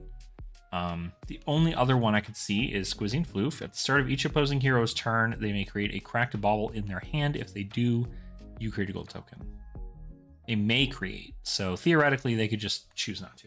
Or they could choose to do so. But you can put a cracked bauble in their deck, effectively. I don't like the concept of Squizzy, so I think we're just going to go with Cavdane being the best one here. So that will be what we do. So go back to this, and so we'll have Cavdane again. Okay. So this is effectively our list. New, Rhinar, Bravo, Enigma, Cavdane.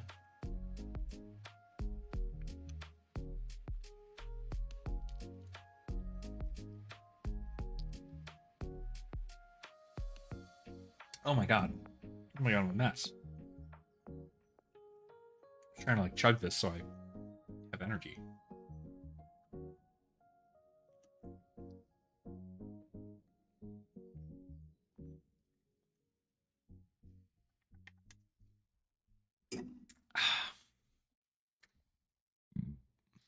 So theoretically, if I wanted to do this as is, I could probably make it the same, right? I mean, at that point, we could easily do 7 fucking decks. If we created a deck that was for Clash,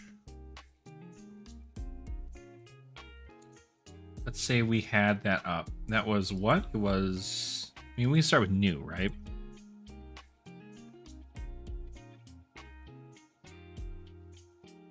So even if we deem to do CYB new,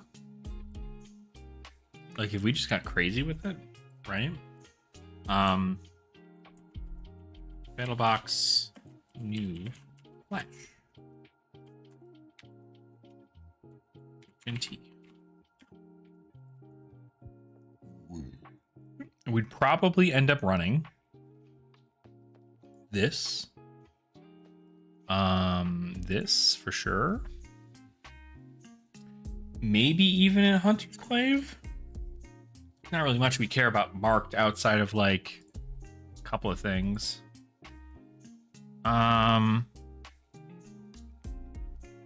We could run. No, we're not gonna run Danger Digits. I don't give a shit about that. Let's see.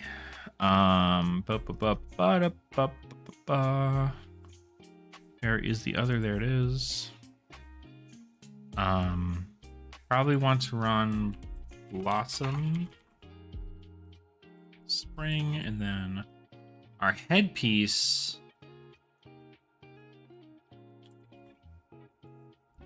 Probably Bladebecker or Bunkerbeard, maybe, but probably Bladebecker.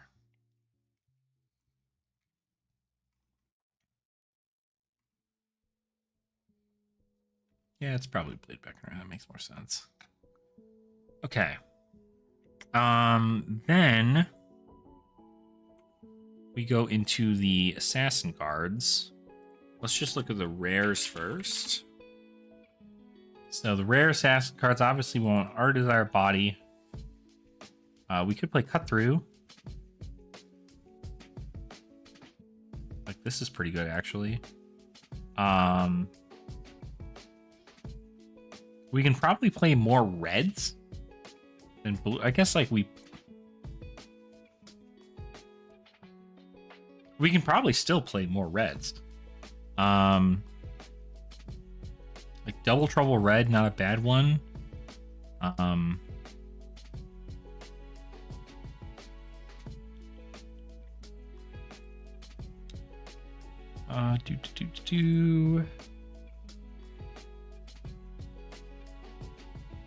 We could play Upsticks, but we shouldn't because it's not going to make any sense.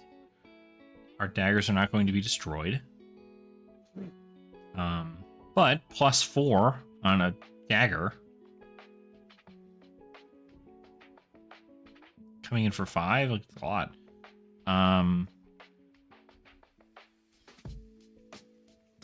Let's see, like a more aggro deck.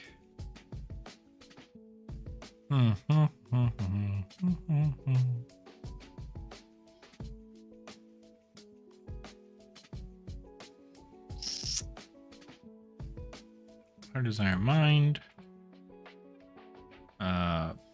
Backstab. Oh, watching you feel so much more productive than usual. Oh, well, that's good. At least I can hopefully be a little bit more productive, or like at least help other people be productive. I'm always worried I'm distracting people, but I know I'm just like going through the motions here at this point. Interesting spread there. I think we're okay with that. Let me see, what Mystic stuff do we have? Fine with all of this. If you transcended, this gets go again. I don't know that I need all that. Maybe we get...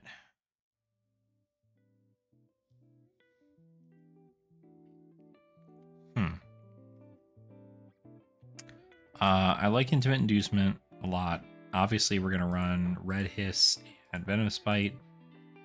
I might even run blue Intimate Inducement, just to have a blue. Yellow Venomous Bite's kind of interesting, because it's going to pump for 3, but it's 2 reactions. So no, I probably shouldn't do all that. Homage to Ancestors, Passover, Preserve, probably the best ones to have. I don't think I need much more than that.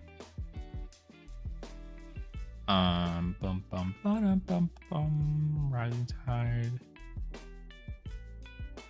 A 1 for 5 if you played a blue. This is a 2 for 6 if you played a blue, but blocks 2. We don't want things that block 2. Yeah, Intimate Inducement blue might be fun. Just have more reactions to have for when I play cards. Let's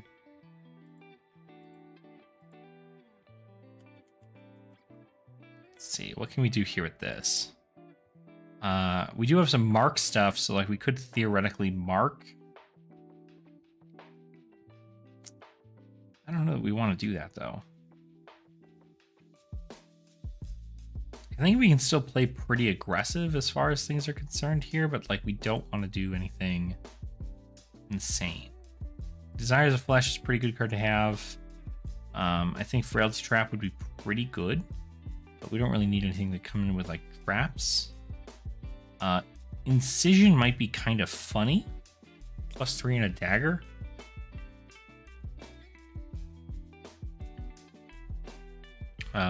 Mark of the Black Widow. Stealth card. Mark of the Prey, also stealth card. Pick to Piece is also a stealth card. Not Poison Blade, not Scar Tissue.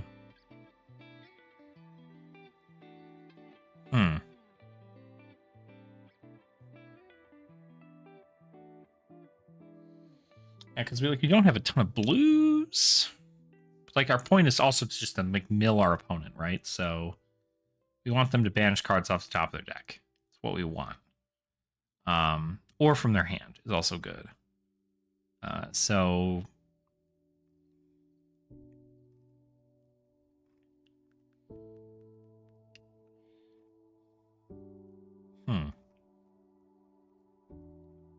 what else can I get that says banish from deck?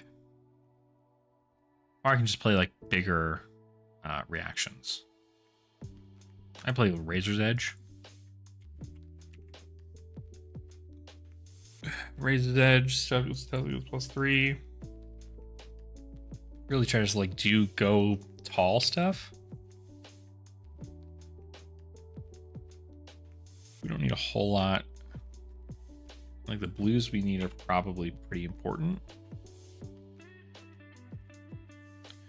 Bonds of Attraction isn't a bad one to have.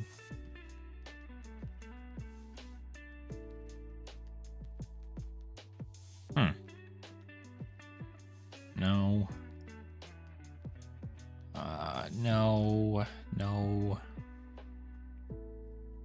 No. Isolate's kind of funny.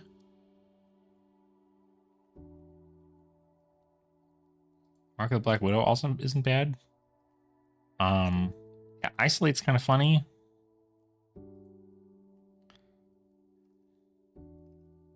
Like, we also don't like care about blues as much this time around.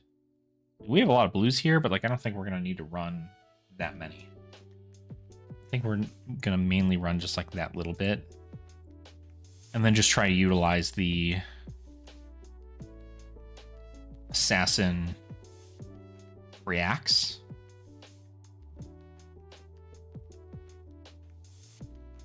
I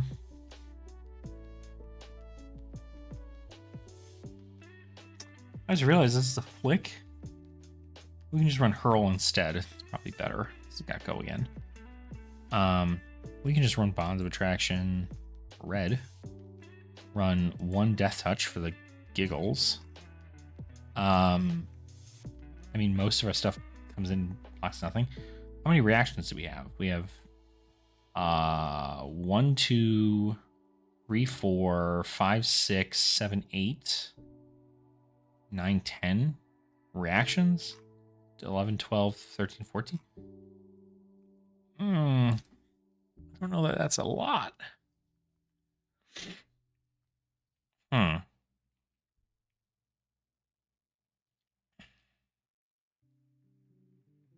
What can I swap out though?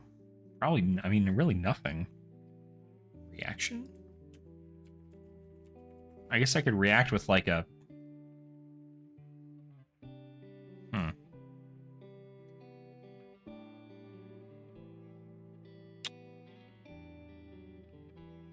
No, because these aren't daggers. This is a dagger. 2 or less base power gets +3. Like, that's kind of funny, but it doesn't block well. We could shred. Blue shred's kind of frickin' funny, huh? What if we just played blue shred?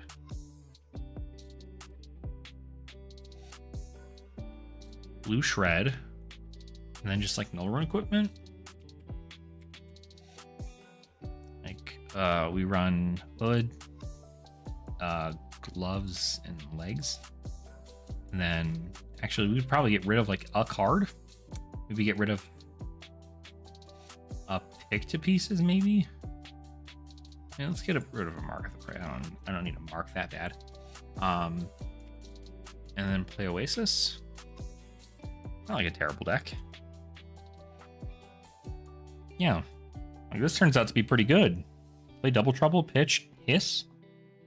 Give it go again, attack with Bonds of Abstraction. It's pretty good. This is bad, though. This is not good. This is not a good hand. This is a block hand. This hand, better. This hand, better. Okay, so we're at least getting attacks and reactions in the same situation here. So blue seem to be pretty consistent.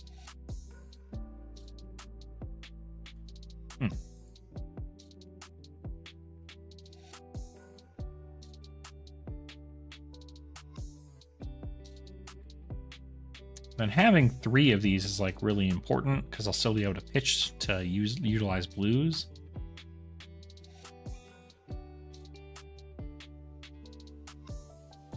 Let's see. Oh, notably, okay, there's a popper. Like, notably, there's no poppers in the deck. We should probably fix that. Let's maybe get rid of this.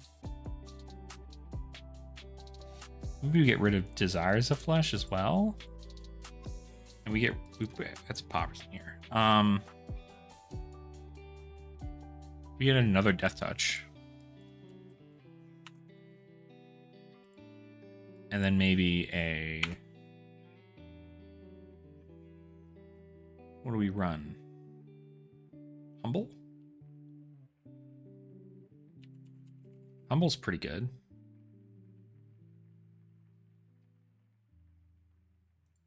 Sure. So we do that. Although, is there another assassin 6-power attack? Assassin power 6. Nope. Out of 5. 7? No, it's pretty much just humble. So okay. I was like, I want to be able to at least pump it up if we're going to be able to do that, but it's fine. 2 poppers, bunch of blues. Okay, spot. I think effectively at this situation, we could probably do something like removing a humble, right?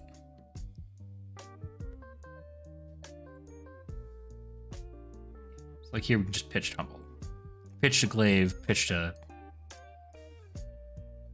Yeah.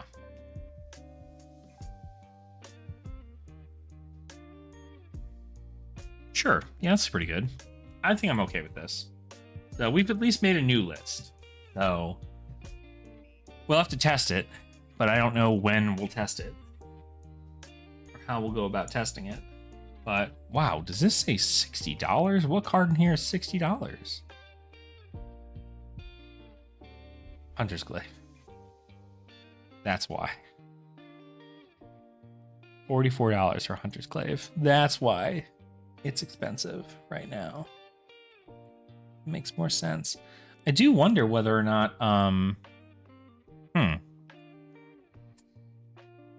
would Marionette just be better?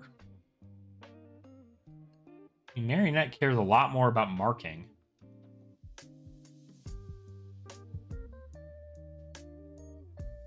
Two Hunter's Glaive, Marionette, like Danger Digits, Snapdragon Scalers. You can run the helmet, so it's probably better. Damn. I guess like Armor Suite specifically, it's probably better. You run Mark of the Praise, you run... you can run a Regicide if you really want. You can run... What else?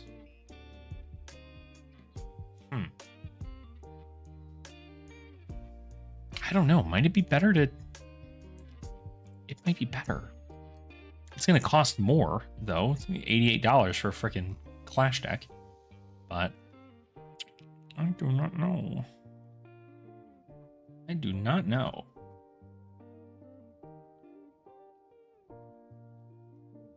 Dude, absolutely. Obelisk, dude, Slifer the Sky Dragon needs to go in here significantly.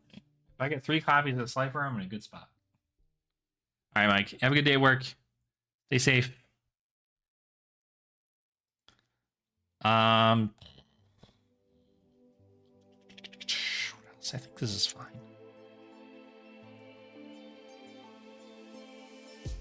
I don't know. I kind of like this though. Like the concept of milling my opponent feels significantly better in this deck. Because like if I'm playing, like these count towards 2 reactions. And so I think like playing new is just like it feels better. Could be wrong. Because what did we have set up here, right? It was, yeah, new, Rhinar, Bravo. It might not even be Bravo. It might be Terra still. No, Bravo's specialization is significantly better. This is where it comes down to is like the specs are kind of like the more important thing. Illusionist specs. I think like Prism could probably be better. Because like you get Luminaris and you get to do all that other stuff. So like Prism might be better in the Illusionist world. But you also get like ALS and you get just like regular Phantasm things. Like Enigma's good, but I think that Prism might be better.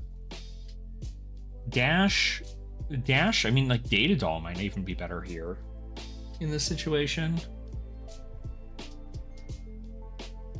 Because what kind of items do we have in rare, right? The Mechanologist. Item. Rarity. 2 rare. Oops, other way around. Nope. That way. So we get access to backup protocols, fuel injectors, mini force fields, scripts, hyperdrivers, hadron colliders.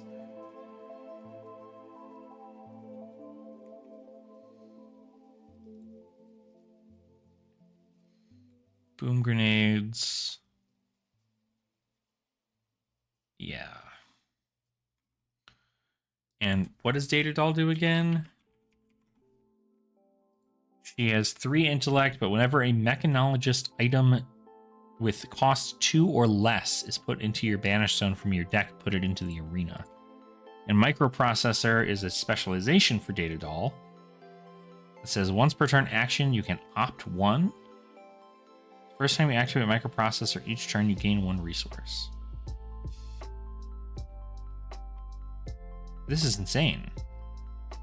Actually, this is kind of crazy. Opt 1. Draw a card, then put a card from your hand on top of your deck. Banish the card from your deck. This doesn't have Steam counters on it. You can just play this? This is nuts. That's good.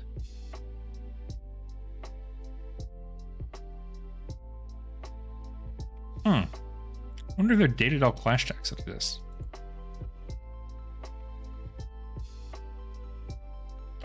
Clash. Data Doll.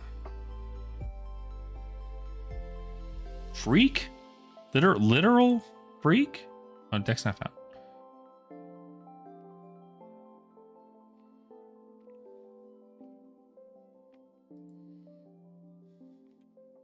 And these haven't been updated since like forever. So old. Yeah, Hadron Colliders, MedX, T-Bones, Soup Ups, 0 to 60s microprocessor, just like blast the whole thing through, right? Mini force field 0 to 60s, interesting. Okay. That might be kind of fun to try out and see. But anywho, I think we're probably gonna go offline. It's late, probably not a lot of people up right now, and I am EP, so I'm gonna go to sleep. But I have a lot of content that I need to work on for tomorrow, get done and taken care of, and then I will be I don't know if I'll be live tomorrow. Probably not, but I'm gonna at least get some good EAP. Kind of go from there. But more content coming out to you tomorrow on my YouTube channel. So yeah, I know. All the folks on the other side of the world at least are significantly blessed to have that situation. But it's so late. But I know we've got more content coming out for you guys tomorrow on the YouTube channel, so that's good. I'm going to be making more content for that to just like drop naturally. We've got another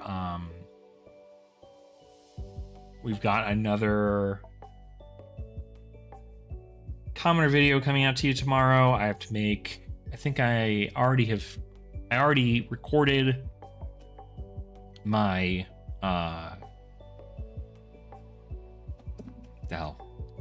I recorded my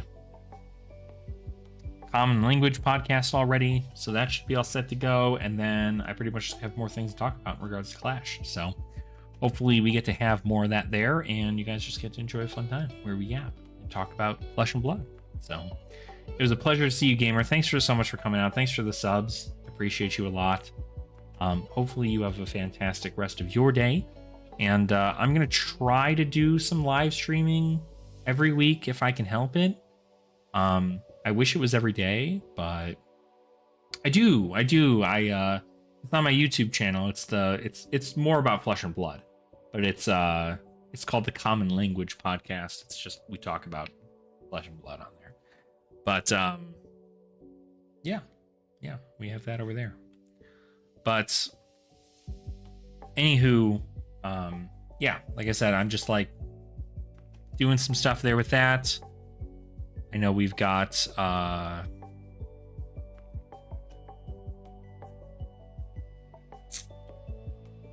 I need to make more Clash videos for sure. More Clash, more classic constructed stuff too, I think would be good. Is especially just for numbers to have classic constructed stuff. So I do have to do some practice with Prism. So we'll see how that goes. Maybe I'll get a Prism game in tomorrow and do some recording for that and see how good I am with that hero. But we'll see. So thank you all so much for watching. I appreciate your support so much. And thanks for being here, whether you were on Twitch or on YouTube, or maybe you have no idea what I'm talking about in regards to Flesh and Blood. I'm just happy to be here and hang out with all of you. And it's always great. So thank you guys so much. And I hope you all continue to have fun in the Flesh and Blood. And I will see all of your beautiful faces in a live stream probably next week. So let's stay tuned. We'll see y'all then.